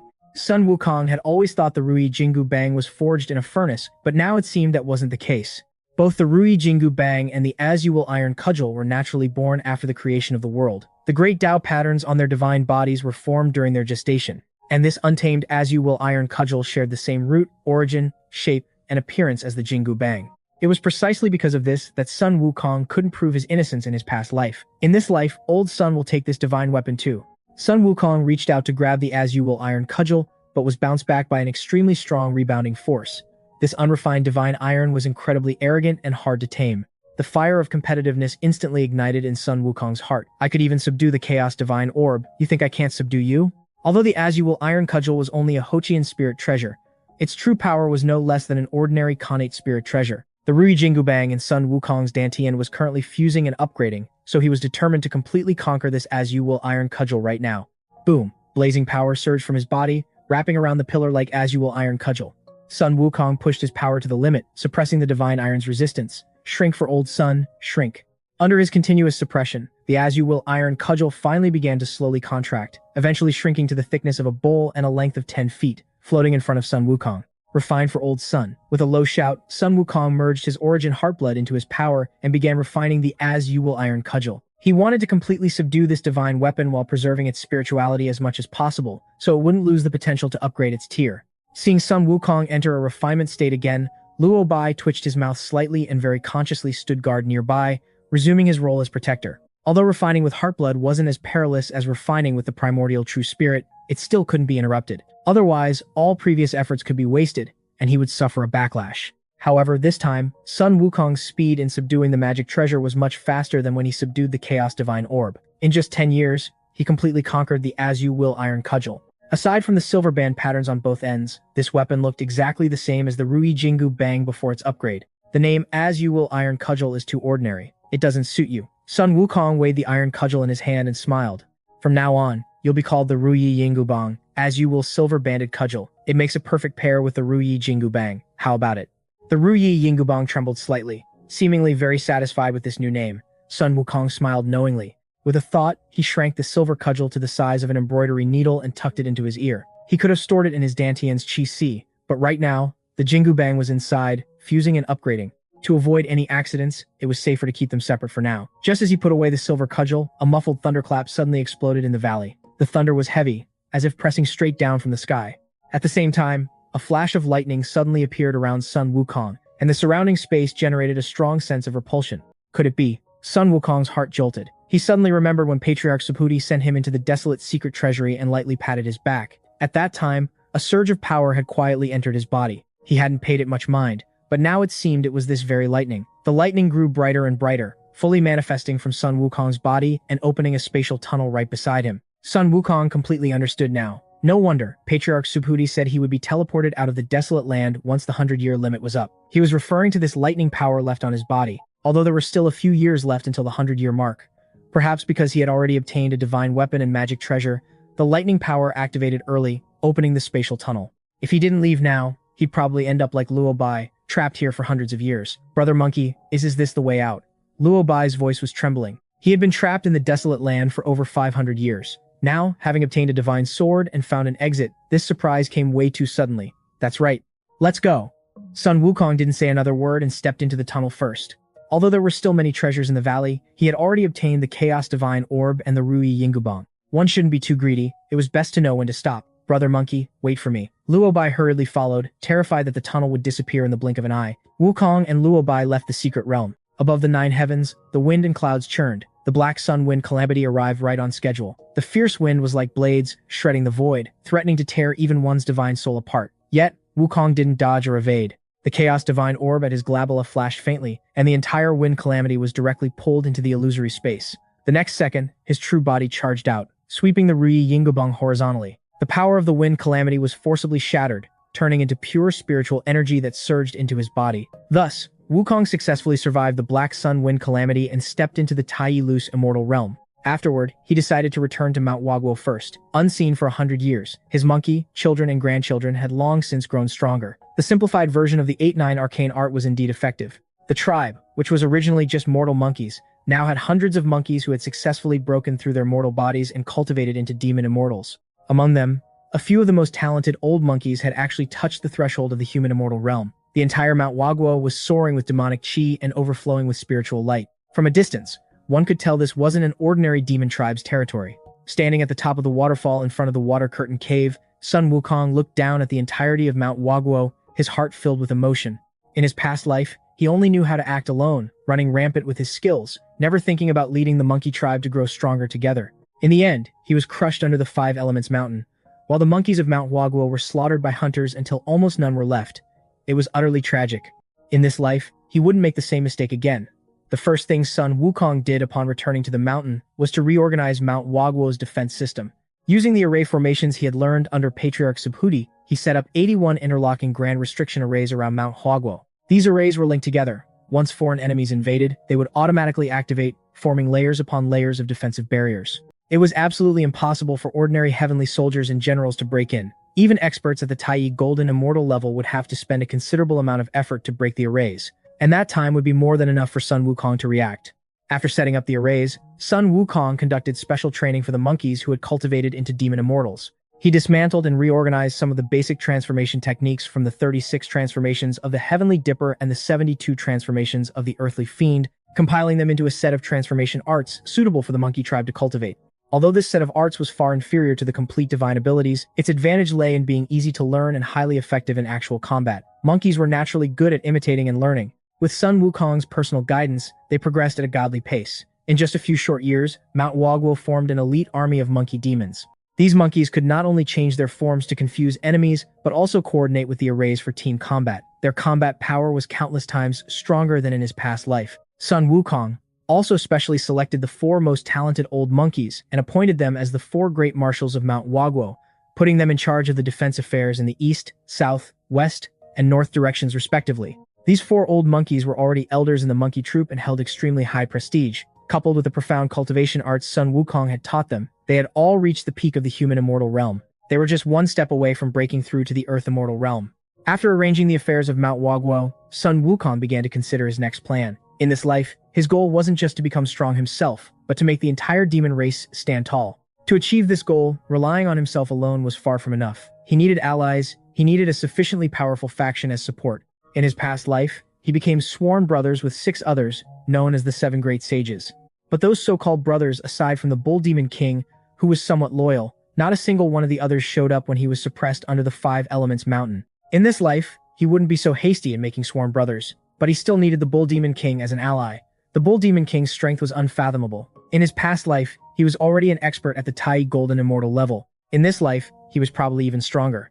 Moreover, the Bull Demon King controlled the forces of Mount Jilei and the Moying Cave, with countless demons under his command. He was a force in the demon race that couldn't be ignored. More importantly, the Bull Demon King valued friendship and loyalty. As long as you treated him with sincerity, he would absolutely never betray you. However, Sun Wukong didn't plan to go looking for the Bull Demon King directly. According to his past life's memories, the Bull Demon King should still be cultivating at Mount Jilei right now. It was still several hundred years before they became sworn brothers. Seeking him out early might not be a good thing. Sun Wukong decided to first raise his own strength. Once he was strong enough, he would go and speak with the Bull Demon King as an equal. After settling down at Mount Waguo, Sun Wukong began to closely monitor the fusion progress between the Jingu Bang and the Green Lotus metal in his Dantian. Over the past 100 years, the fusion progress had been slow but steady. He could feel the Jingu Bang undergoing a complete rebirth. The original Dao patterns on the cudgel were being recarved by chaotic power. Every single line contained the great Dao laws of the world's creation. One day, While Sun Wukong was meditating in the water curtain cave, a violent tremor suddenly came from his dantian. He hurriedly looked inward, only to see both the Jingu Bang and the Yingu Bang glowing at the same time. The lotus metal turned into a cloud of chaotic mist, wrapping the two iron cudgels together. The three forces spun wildly, eventually forming a perfect balance. The fusion of the Jingu Bang had entered its final sprint.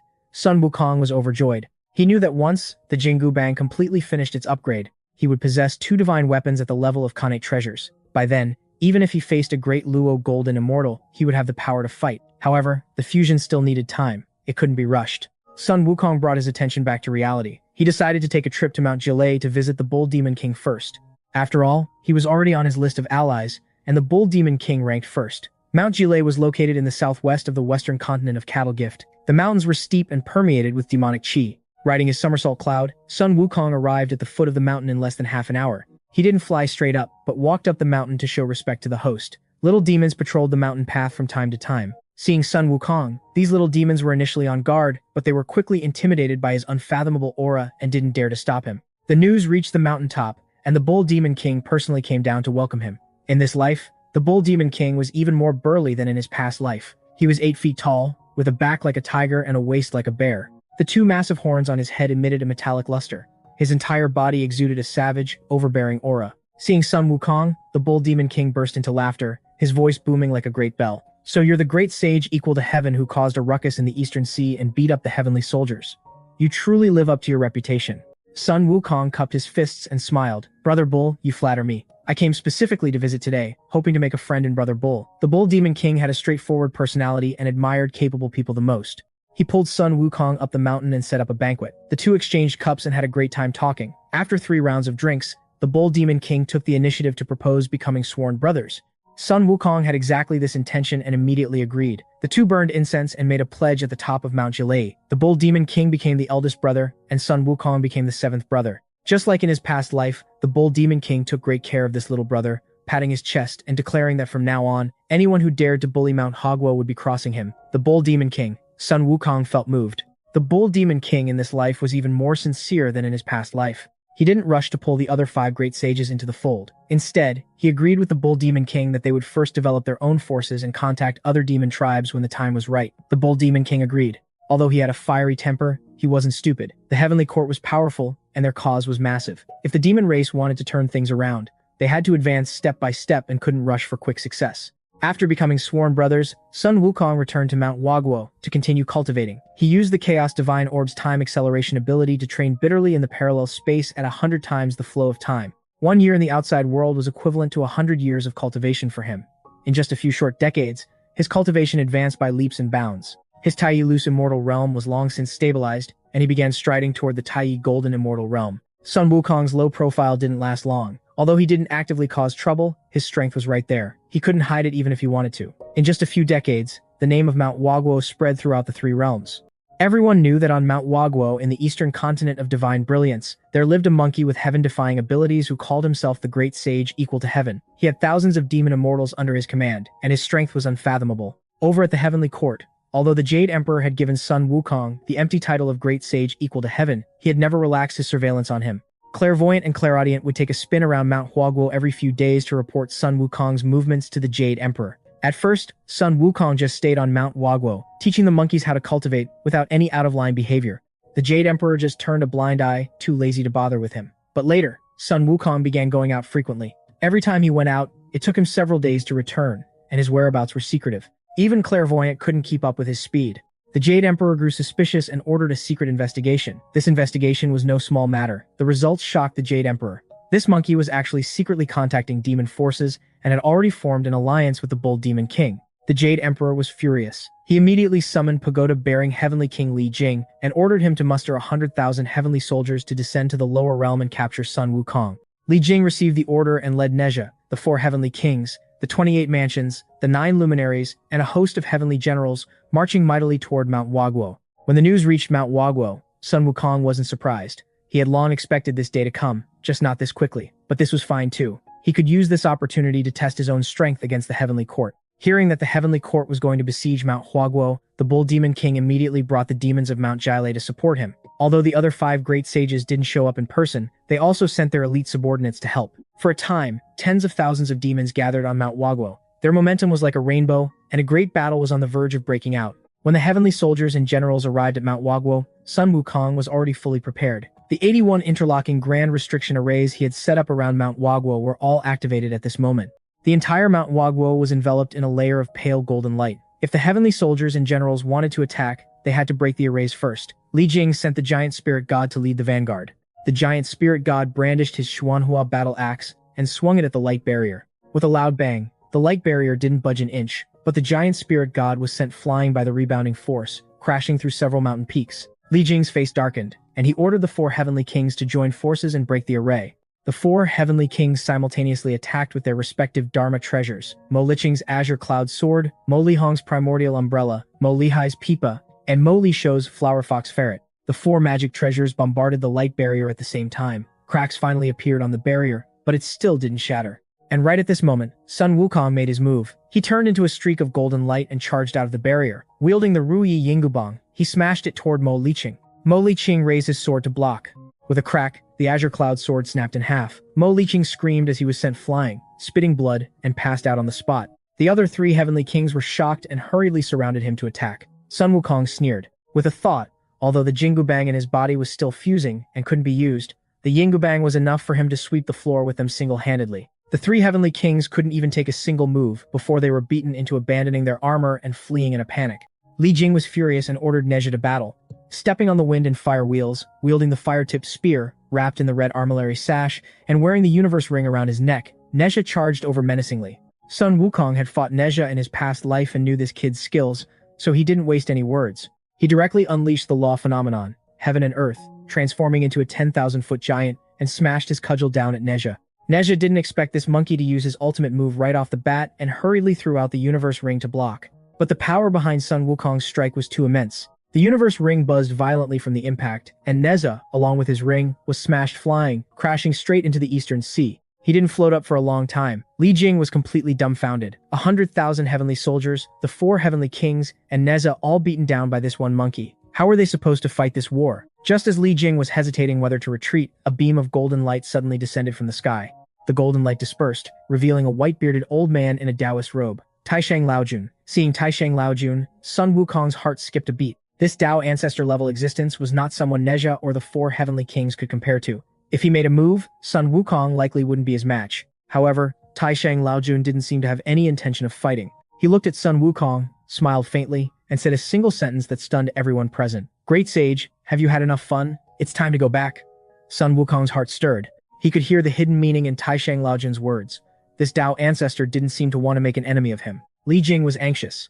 "Laojun, this monkey openly defied the heavenly court. His crimes are unforgivable. How can you let him go?" Taishang Laojun waved his hand and said, "The great sage is the great sage equal to heaven, an official title bestowed by the Jade Emperor himself. Where does this talk of defying the heavenly court come from? You all raised an army to crusade against him without asking for the whole story. If anything, you're the ones overstepping your authority." Li Jing choked, unable to speak. Taishang Laojun was a Dao ancestor. His status in the 3 realms was second only to the 3 pure ones. Li Jing didn't dare disobey his words. Taishang Laojun turned to Sun Wukong and said, "Great sage, I will speak to the Jade Emperor. You go back to Mount Huaguo first and be your great sage equal to heaven and peace. As long as you don't actively cause trouble, the heavenly court won't come looking for trouble with you again." Although Sun Wukong didn't understand why Taishang Laojun was helping him, he knew now wasn't the time to ask questions. He cupped his fists and said, "Many thanks, Laojun." With that, Sun Wukong turned into a streak of golden light and returned to Mount Huaguo. In this battle, Sun Wukong single-handedly defeated the 4 heavenly kings and Nezha, forcing back 100,000 heavenly soldiers. The news shocked the 3 realms. No one in the 3 realms dared to underestimate this monkey anymore. The title of Great Sage, equal to heaven, resounded throughout heaven and earth from then on. But Sun Wukong knew in his heart that this was only the beginning. The real great battle was still to come. The heavenly court wouldn't let this go, and the Buddhist faction wouldn't sit idly by either. He had to use this time to improve his strength as quickly as possible, because next time, it wouldn't be 100,000 heavenly soldiers coming for him, but Buddha Tathagata himself. In this life, he wouldn't let Tathagata succeed again. When the news of the Battle of Mount Huaguo reached the heavenly court, the Jade Emperor was furious. He had thought 100,000 heavenly soldiers would be enough to flatten Mount Huaguo. He didn't expect them to be beaten to a pulp by a single monkey. What angered him even more was that Taishang Laojun actually spoke up for that monkey in front of all the immortals. Where did that leave his face as the Lord of the Three Realms? The Jade Emperor immediately summoned Taishang Laojun, questioning why he favored the demon monkey. Taishang Laojun wasn't flustered at all. He only said one sentence. "Your Majesty, do you still remember the anomaly with the heavenly secret instrument 500 years ago?" The Jade Emperor froze, instantly recalling that incident. Back then, a new Earth immortal was born in the western continent of Cattle Gift, but the heavenly secret instrument couldn't find any information on them. At the time, he didn't pay it much mind. But thinking back now, that Emperor Immortal was probably this very monkey. And a monkey capable of deceiving even the heavenly secrets is by no means simple. Even Taishang Laojun was misled. "I cannot divine this monkey's origins, but I can sense a trace of primal chaos aura on him, the exact same origin as the grade 3-6 Pure World Green Lotus. Your Majesty should know what the grade 3-6 Pure World Green Lotus signifies." The Jade Emperor's expression changed completely. The grade 3-6 Pure World Green Lotus. That was a primal chaos treasure on the same level as the Jade Butterfly of Creation. When Pangyu split the heavens, he borrowed its power, causing it to shatter and disintegrate. Its petals turned into the Jade Butterfly of Creation, obtained by Dao ancestor Hongjun. Its leaves, flowers, and roots were claimed by the three purities in MANHWA. Only the lotus essence remained unaccounted for. If this monkey truly obtained the lotus essence's acknowledgement, then his background is terrifyingly deep. The Jade Emperor remained silent for a long time. Ultimately, he decided to hold his forces back for now. He ordered the heavenly soldiers and generals to retreat to the heavenly court, publicly claiming it was out of respect for Taishang Laojun. In reality, he didn't dare act rashly. However, he secretly dispatched spies to monitor Mount Waguo's every move, day and night. Meanwhile, deep within Spirit Mountain, Buddha Tathagata also received news of the battle at Mount Waguo. His reaction was even more intense than the Jade Emperor's, because he sensed a familiar aura from this monkey, the aura of Taoist Junti.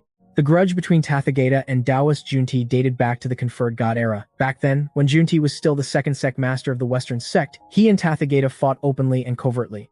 Later, when Tathagata became Buddha, Taoist Junti mysteriously disappeared. Rumor had it that he went into seclusion on Mount Fangkun under the alias Patriarch Subhuti. If this monkey was truly Junti's disciple, then everything made sense. Tathagata immediately issued an order, commanding Wenshu and Puxian, two of the four great bodhisattvas, to investigate Mount Fangkun. But when the two arrived at Mount Fangkun, they found the entire mountain shrouded in a powerful magical barrier. They couldn't get in at all. They tried to forcefully break the barrier, but were repelled by a backlash of array energy, nearly getting injured. Left with no choice, the two could only return to Spirit Mountain to report back. Upon hearing their report, a cold glint flashed in Tathagata's eyes. He knew Junti was protecting that monkey, and the more Junti wanted to protect him, the more important that monkey was. Tathagata decided to take action personally, but he didn't act immediately, because he still needed to confirm one thing. Just what exactly was the relationship between that monkey and Junti? If they were just an ordinary master and disciple, Junti wouldn't have gone to such lengths. But if it was that kind of relationship, Tathagata recalled a legend from the primordial era. Legend had it that if the demon race could complete their meridians and achieve the Heavenly Demon Physique, they would have a chance to become a Heavenly Dao sage, or even transcend the Heavenly Dao. And cultivators of the Heavenly Demon Physique required the aid of a primal chaos treasure. The lotus essence of the grade 3-6 Pure World Green Lotus was the absolute perfect treasure for the Heavenly Demon Physique. If that monkey truly possessed the Heavenly Demon Physique and had gained the lotus essence's acknowledgement, his future would be limitless. Spirit Mountain sensed that this spirit monkey had returned carrying the obsessions of his past life. If this karmic entanglement was left unchecked, it would likely cause upheaval across the three realms once again. Tathagata, out of his great compassion, could not bear to see the innocent suffer. Thus, he sent Guanyin down to the mortal realm under the guise of paying a visit to observe his nature and confirm if he possessed that special innate physique. If so, she was to secretly protect him with Buddhist dharma, preventing him from straying onto the wrong path due to his obsessions. Sun Wukong was unaware of the undercurrents surging within the heavenly court and the Buddhist faction, but he could feel a storm approaching. Although he had won the battle at Mount Waguo, it was merely a probe by the heavenly court. The next time they came, it wouldn't be as simple as 100,000 heavenly soldiers. He had to increase his strength as quickly as possible. On the second day after returning to Mount Waguo, Sun Wukong announced his seclusion. He handed over the affairs of Mount Waguo to his four great marshals, while he himself holed up in a secret chamber deep within the water curtain cave. This chamber was specially carved out by him. The surroundings were covered in restrictive arrays that not even divine sense could penetrate. In the center of the secret chamber, Sun Wukong sat cross-legged, holding the compliant silver-hooped rod in his hands. He could feel the golden hooped rod in his dantian making its final push toward fusion, while the silver-hooped rod resonated with it, slowly upgrading in quality. Sun Wukong took a deep breath, stored the silver-hooped rod into his dantian, and began his breakthrough to the Tai Golden Immortal realm. Tai Golden Immortal was a major realm above Heavenly Immortal. A Heavenly Immortal only had a rudimentary grasp of Heavenly Dao laws, but a Tai Golden Immortal integrated those laws into themselves, able to channel the power of heaven and earth with every movement. In his past life, Sun Wukong had stolen and eaten peaches of immortality and golden pills, completely skipping this realm, which resulted in an unstable foundation. In this life, he was going to build a solid foundation and climb up step by step. The Black Sun Wind calamity had already passed, and the 3 calamities and 9 disasters were fully complete. What he had to face next was the Heavenly Dao's test for a Tai Golden Immortal, the Inner Demon Tribulation. The Inner Demon Tribulation was different from the 3 calamities. It wasn't external heavenly lightning or earthly fire, but rather fears and obsessions stemming from one's own heart. Every cultivator's inner demon was different. Some feared losing their loved ones, some feared their cultivation regressing, and some feared being surpassed by others. But Sun Wukong only had one inner demon, Buddha Tathagata. The moment Sun Wukong closed his eyes and entered deep meditation, the scenery before him suddenly shifted. He found himself standing in the Great Thunder Monastery. Before him sat Buddha Tathagata on his lotus platform. Tathagata slammed a palm down, and Wukong's body began to shatter, his consciousness gradually blurring. This was a memory from his past life, and also his deepest, most painful fear. Sun Wukong knew this was an inner demon, but he couldn't control his body. He watched helplessly as he was once again struck dead by Tathagata's palm. That feeling of despair and powerlessness felt even more real than in his past life. However, just as he was about to sink into total oblivion, the lotus essence in his dantian suddenly trembled. A warm surge of power flowed into his divine soul, pulling him back from the illusion. Sun Wukong snapped his eyes open, panting heavily. His back was already drenched in sweat, his heart pounding like a beating drum. But he quickly calmed himself down. The events of his past life were over. In this life, he was no longer that ignorant, naive monkey. He had the Heavenly Demon Physique, the Primal Chaos, Divine Pearl, the Lotus Essence acknowledging him as master, and 2 peerless divine weapons. He would never be killed by Tathagata's palm again. He was going to make Tathagata pay. Before Sun Wukong's unwavering will, the inner demon melted away rapidly like snow under the sun. When the last trace of the inner demon dissipated, Sun Wukong felt his body undergo an earth-shattering transformation. His dantian expanded several times over. His true essence, which was originally like a stream, turned into a vast ocean. His divine senses coverage expanded from 1,000 miles to 10,000 miles. Not a single rustle of grass within a 10,000-mile radius of Mount Huaguo could escape his perception. His physical strength skyrocketed even further. A faint layer of golden light surfaced on his skin, the embryonic form of the indestructible Vajra physique. He had successfully broken through to the Tai Golden Immortal realm. Sun Wukong slowly stood up, instantly kicking up a fierce gale within the secret chamber. He clenched his fists, feeling the surging, tempestuous power within him, and a smile crept onto his lips. However, he wasn't in a rush to end his seclusion. Instead, he remained in the secret chamber to consolidate his realm. Using the Primal Chaos, Divine Pearl's ability to convert between illusion and reality, he created a parallel space to simulate combat. His opponent was none other than Buddha Tathagata. Of course, he couldn't completely simulate Tathagata's full strength, but through the memories of his past life and his understanding of the Heavenly Dao in this life, he could simulate a portion of Tathagata's divine abilities. Over and over again, he fought this virtual Tathagata, searching for a way to break the Tathagata divine palm. Time flew by in the secret chamber. In the blink of an eye, Sun Wukong had been in seclusion for a full 10 years. During these 10 years, his strength advanced by leaps and bounds, and his Tai Golden Immortal realm was completely stabilized. The golden hoop rod in his dantian had also finally completed its ultimate fusion. On the day he emerged from seclusion, the entirety of Mount Huaguo trembled. A towering pillar of golden light shot out from the water curtain cave, piercing straight into the clouds, dyeing the ocean within a 1,000-mile radius of brilliant gold. The golden hooped rod flew out of Sun Wukong's dantian and hovered before him, its entire body radiating a dazzling golden light. The Dao patterns on the rod flowed with primal chaos energy. Sun Wukong reached out and grasped the golden hooped rod, a feeling of bloodline connection welling up in his heart. This rod was even stronger than in his past life. It was no longer a postnatal spirit treasure, but an innate supreme treasure, a peerless divine weapon forged from the fusion of 9-turn divine iron and the lotus essence of the grade 3-6 pure world green lotus. He gave it a test swing, and space itself was torn open with a rift. Sun Wukong was overjoyed. He knew he finally had the capital to challenge Tathagata. The news of Sun Wukong, emerging from seclusion, reached Spirit Mountain immediately.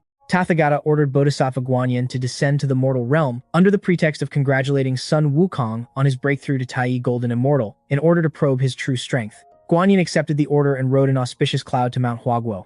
Sun Wukong had long anticipated that the Buddhist faction would send someone, so when Guanyin appeared in the sky above Mount Huaguo, he wasn't surprised in the least. He personally led the 4 great marshals out to welcome her, acting extremely hospitable. Bodhisattva Guanyin was invited into the water curtain cave, and Sun Wukong ordered a banquet to be set up to entertain her. During the feast, Guanyin carefully observed Sun Wukong's every move, trying to find a flaw in his aura. However, to Guanyin's disappointment, Sun Wukong's cultivation appeared to be just that of an ordinary Tai Golden Immortal, with nothing special about it. His aura was steady and restrained, no different from a regular cultivator. Guanyin even secretly used her heavenly eye to investigate, but still found nothing unusual. But Guan Yin didn't know that at this very moment, Sun Wukong was using the power of the primal chaos divine pearl to hide his true strength within a parallel space. What Guan Yin saw was merely the illusion he wanted her to see. After a few rounds of drinks, Guan Yin began to beat around the bush, inquiring about Sun Wukong's master and origins. Sun Wukong was well prepared. Following his prefabricated story, he claimed he was just a wild monkey who popped out of a rock, entirely self-taught with no master. Guan Yin, of course, didn't believe a word of it, but without proof, she couldn't press the issue. She then brought up the battle at Mount Huaguo, asking Sun Wukong why he chose to oppose the Heavenly Court. Sun Wukong chuckled and said, "I, old Sun, never wanted to oppose the Heavenly Court. The Jade Emperor sent troops to attack me first. I couldn't just stand there and take a beating, could I? I'm the kind of guy who won't attack unless attacked, but if anyone crosses me, I'll definitely pay them back in full." Guan Yin heard the sharp edge in Sun Wukong's words and knew this monkey was not to be trifled with. She stopped her probing and stood up to take her leave. Sun Wukong personally escorted her out of Mount Huaguo, even gifting her a basket of Mount Huaguo's immortal peaches upon parting. Guan Yin returned to Spirit Mountain and reported the events of her trip to Tathagata. She stated that although the monkey had broken through to Tai Golden Immortal, his strength was mediocre, and she couldn't see anything special about him. With Spirit Mountain's power, they could suppress him at any time. Tathagata, however, shook his head. He knew Guan Yin had been fooled by that monkey. A mere Tai Golden Immortal cultivator couldn't possibly subdue the sea-calming divine needle, much less defeat Nezha and the 4 heavenly kings. That monkey's true strength was definitely not as simple as it appeared on the surface. Tathagata decided to stop probing and strike directly. He ordered the 3 great bodhisattvas, Wenshu, Puxian, and Dizang, to lead 500 arhats to Mount Huaguo to capture Sun Wukong. At the same time, he secretly contacted the Heavenly Court, hoping the heavenly soldiers and generals would coordinate with their operation. Upon receiving Tathagata's secret letter, the Jade Emperor hesitated again and again, but ultimately agreed. Although he disliked the Buddhist faction interfering in Heavenly Court affairs, that monkey was indeed a massive headache. If he could borrow the Buddhist faction's hands to get rid of him, it wouldn't be a bad idea. Thus, an encirclement campaign on an even grander scale than the previous battle at Mount Huaguo began brewing in the shadows. Before the Buddhist faction made their move, Sun Wukong decided to do one thing first: find the second fragment of the Primal Chaos Divine Pearl. There was a faint connection between the fragments of the Primal Chaos Divine Pearl. Sun Wukong closed his eyes, focused his mind, and injected his divine sense into the pearl fragment in his hand, carefully sensing for the location of the other fragments. After a long time, he finally caught a fleeting, barely there connection. The direction pointed toward the extreme north of Beiju Luzhou. Beiju Luzhou was the most desolate place in the 3 realms, covered in ice and snow year-round and rarely visited by anyone. But the more desolate a place was, the more likely it was to hide ancient exotic treasures. Sun Wukong decided to head there alone. He rode his somersault cloud for 3 days and 3 nights before finally arriving at the extreme north. This was a boundless tundra. The temperature was so low that even the moisture in the air condensed into ice crystals. Sun Wukong took out the Primal Chaos Divine Pearl fragment and searched the tundra for 3 days following the connection. Finally, within a massive glacier, he discovered an anomaly. Inside the glacier was a hollow cavity, and floating in the center of it was a grayish-white bead, identical to the one in his hand. The second Primal Chaos Divine Pearl fragment was right before his eyes, but Sun Wukong didn't rush forward to grab it because he sensed danger. The area around the glacier was covered in natural restrictions, and these weren't ordinary arrays. They were ancient restrictions condensed from Primal Chaos Aura. The power of these restrictions was several times stronger than what he had encountered in the desolate borderland secret realm. Sun Wukong didn't dare be careless. He first used his void-piercing divine eyes to carefully observe the structure of the restrictions. The void-piercing divine eyes could see through all illusions, but even they struggled against Primal Chaos restrictions. He stared for a full day before barely figuring out the operating pattern of the restrictions. The core of these restrictions was Primal Chaos power. To break them, one had to use power of the same origin. The green lotus essence inside Sun Wukong's body was a component of a Primal Chaos Supreme Treasure, containing pure Primal Chaos power. He channeled the lotus essence, injecting Primal Chaos power into his eyes to observe once more. This time, the structure of the restrictions became crystal clear. Sun Wukong found the weakest node in the restrictions. He took a deep breath, pulled out both the golden hooped rod and the silver hooped rod, combined them into one, and smashed them toward that node with all his might. Boom! The glacier exploded, sending ice shards flying into the sky and blotting out the sun. The restrictions shattered on impact. But the moment they shattered, a violent surge of Primal Chaos power erupted from the restrictions, sending Sun Wukong flying. He tumbled a dozen times in the air before barely stabilizing his body, a trace of blood trickling from the corner of his mouth. Still, the restrictions were finally broken. Sun Wukong wiped the blood from his mouth and walked toward the floating Primal Chaos Divine Pearl fragment. Without hesitation, he sat down, cross-legged, and channeled his primordial true spirit to begin refining the second fragment. With the experience from his first time, this refinement went much more smoothly. Moreover, his cultivation had already advanced from Tai Loose Immortal to Tai Golden Immortal. His primordial true spirit was several times stronger than before. In just 1 month, he completely refined the second fragment. The two fragments fused together inside his body, erupting with a blinding light. The fused primal chaos divine pearl upgraded from an innate spirit treasure to an innate supreme treasure. The pearl's abilities also underwent a qualitative change. Aside from converting between illusion and reality, it gained a new ability, time acceleration. As the name implied, time acceleration could speed up or slow down the flow of time within a certain range. Sun Wukong could pull himself into a parallel space and adjust the time flow inside to be 10, 100, or even 1,000 times faster than the outside world. A single day outside could equal months or even years of cultivation inside the space. This ability was simply heaven-defying. With time acceleration, he could complete lengthy cultivation sessions in an extremely short amount of time. Realms that took others thousands of years to reach would only take him a few decades.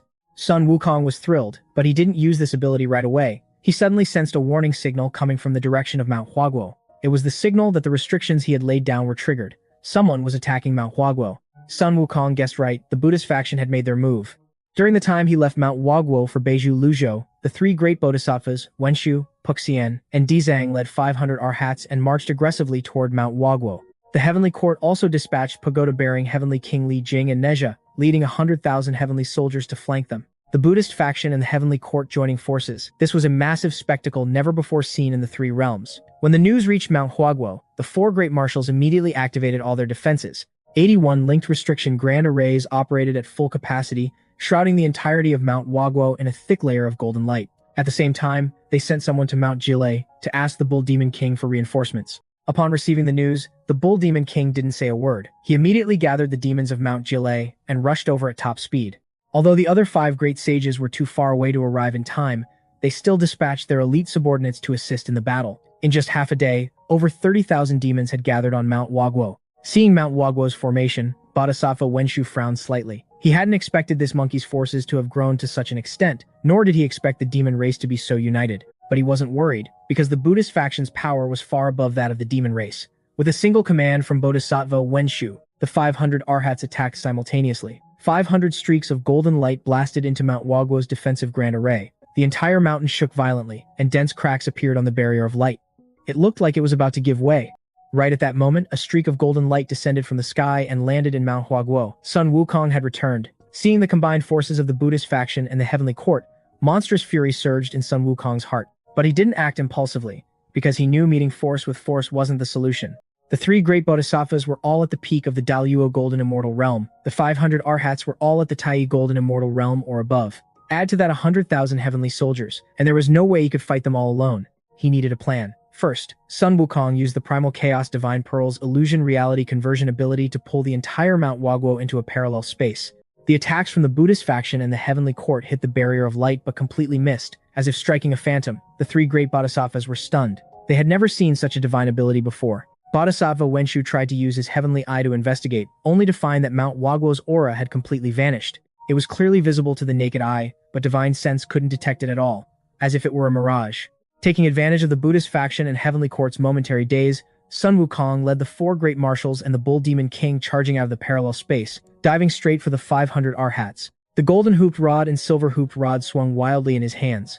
With every strike, an arhat was sent flying backward, coughing up blood. The Bull Demon King was even more ferocious. He revealed his true form, a massive white bull with roaring flames wrapping around his horns. He rampaged through the battlefield, sending arhats flying in all directions. Bodhisattva Wenshu was furious. He summoned his Sword of Wisdom and slashed at Sun Wukong. Sun Wukong dodged sideways and swept his golden hooped rod out, clashing with the Sword of Wisdom. With a loud boom, both of them were forced back several steps. They were actually evenly matched. Bodhisattva Puxian and Bodhisattva Dizang also joined the fray. The 3 great bodhisattvas besieged Sun Wukong alone. Even with his massive increase in strength, he gradually fell to a disadvantage. Seeing this, the Bull Demon King charged over to help him block Bodhisattva Puxian, and the two fought until the sky turned dark. But the Buddhist faction ultimately had the advantage in numbers. Once the 500 arhats stabilized their formation, they began to form an array and counterattack. The Buddhist arhat grand array possessed terrifying power, and casualties quickly began to appear on the demon race's side. Sun Wukong knew that fighting like this wasn't going to work. He made a prompt decision and channeled the Primal Chaos Divine Pearl's time acceleration ability, pulling himself into the parallel space. To the outside world, he only disappeared for a split second, but inside the parallel space, several days had passed. During this time, he used time acceleration to frantically recover his stamina and mana. When he emerged from the parallel space, his condition had already returned to its peak. Meanwhile, The Buddhist faction's formation fell into slight chaos due to suddenly losing their target. Sun Wukong seized this opportunity and unleashed his heaven and earth Dharma idol, growing to 10,000 feet tall. The golden hoop rod and silver hoop rod enlarged simultaneously. With a single horizontal sweep, half of the 500 arhats were smashed away. With another strike, the remaining arhats were scattered. Bodhisattva Wenshu's face turned ashen. He hadn't expected this monkey to have such a trump card. He knew that taking down Mount Huaguo today was probably impossible. If they kept fighting, their losses would only grow. Bodhisattva Wenshu ordered a retreat, and the 500 arhats followed him back in a sorry state. The heavenly court's heavenly soldiers and generals also withdrew one after another. Deafening cheers erupted across Mount Huaguo. Sun Wukong stood at the peak of the mountain, watching the retreating Buddhist army. There was no joy in his eyes, only solemnity. He knew this was just a probe by the Buddhist faction. The next time they came, it wouldn't be the three great bodhisattvas, but Tathagata himself. He had to break through to the Daluo Golden Immortal Realm before then. After the Buddhist faction retreated, Sun Wukong didn't rest. Instead, he immediately returned to Mount Fangkun. He needed to see Patriarch Subhuti because he had many questions to ask. In this life, Patriarch Subhuti had taught him everything without holding back, far exceeding his past life. Sun Wukong always felt that the Patriarch was hiding something from him. Now, he decided to get to the bottom of it. Mount Fangkun's barrier was ineffective against Sun Wukong. He passed right through it and arrived in front of the Three Stars Cave. Patriarch Subhuti seemed to have known he was coming and was already standing at the cave entrance waiting for him. Sun Wukong knelt down to pay his respects, then asked straight to the point, "Master, who exactly are you? Why are you so good to this disciple?" Patriarch Subhuti looked at him and remained silent for a long time before finally sighing. He waved his hand to lay down a soundproof barrier, then slowly began to speak. He revealed that he was Taoist Junti, the former second sect master of the Western sect. Back then, he and Taoist Jian co-founded the Western sect. Later, Taoist Jian passed the position of sect master to Tathagata. Taoist Junti refused to accept this and clashed with Tathagata. Ultimately, he left the Western sect and went into seclusion on Mount Fangkun under the alias Patriarch Subhuti. He didn't take Sun Wukong as a disciple out of appreciation for his talent, but because Sun Wukong possessed the Heavenly Demon Physique. The Heavenly Demon Physique was the rarest physique among the demon race, unseen in a million years. Someone with the Heavenly Demon Physique could complete the demon race's missing meridians and cultivate human race techniques without any hindrance. If the Heavenly Demon Physique could endure it, he would become the first Heavenly Dao Sage-level existence in the history of the demon race. Patriarch Subhuti had waited countless years for this day. He wanted to cultivate someone capable of standing against Tathagata and defying the Heavenly Dao, and Sun Wukong was the one he had chosen. After hearing this, the doubts in Sun Wukong's heart were finally cleared. He asked Patriarch Subhuti what realm Tathagata was actually at and why he had been beaten to death so easily in his past life. Patriarch Subhuti told him that Tathagata's realm was that of a Heavenly Dao Sage, on the exact same level as Dao ancestor Hongjun and the Three Purities. In his past life, although Sun Wukong had eaten peaches of immortality and golden pills to forge an indestructible Vajra physique, his foundation was unstable and his realm was too low. He couldn't even scratch Tathagata. For that palm strike, Tathagata hadn't even used 1% of his strength. Sun Wukong was horrified, but he didn't back down. He asked Patriarch Subhuti if it was possible for him to reach Tathagata's realm. Patriarch Subhuti said that the upper limit of the Heavenly Demon Physique was extremely high. As long as he cultivated properly, becoming a sage wouldn't be an issue. However, this path was incredibly arduous. He would have to endure 81 tribulations, with each one being a life or death trial. Moreover, he had to reach a high enough realm before Tathagata made his move, otherwise Tathagata wouldn't give him the time to grow. Sun Wukong asked when Tathagata would strike. Patriarch Subhuti pinched his fingers to calculate and said, 300 years at most. In 300 years, Tathagata will definitely take action personally. When that time comes, if you haven't broken through to the Daluo Golden Immortal Realm, you will undoubtedly die. Sun Wukong's heart sank. 300 years was but a fleeting moment to a cultivator. Normal cultivation from Taiyi Golden Immortal to Daluo Golden Immortal would take at least 1,000 years. Although he had the Primal Chaos Divine Pearl's time acceleration, he still needed time to cultivate. Patriarch Subhuti saw through his worries and smiled faintly. Wukong, as your master, I have waited for you for so many years. Naturally, I won't send you to your death. I have a cultivation technique here called the Primordial Dao Bone. It is an exclusive cultivation method for the Heavenly Demon Physique.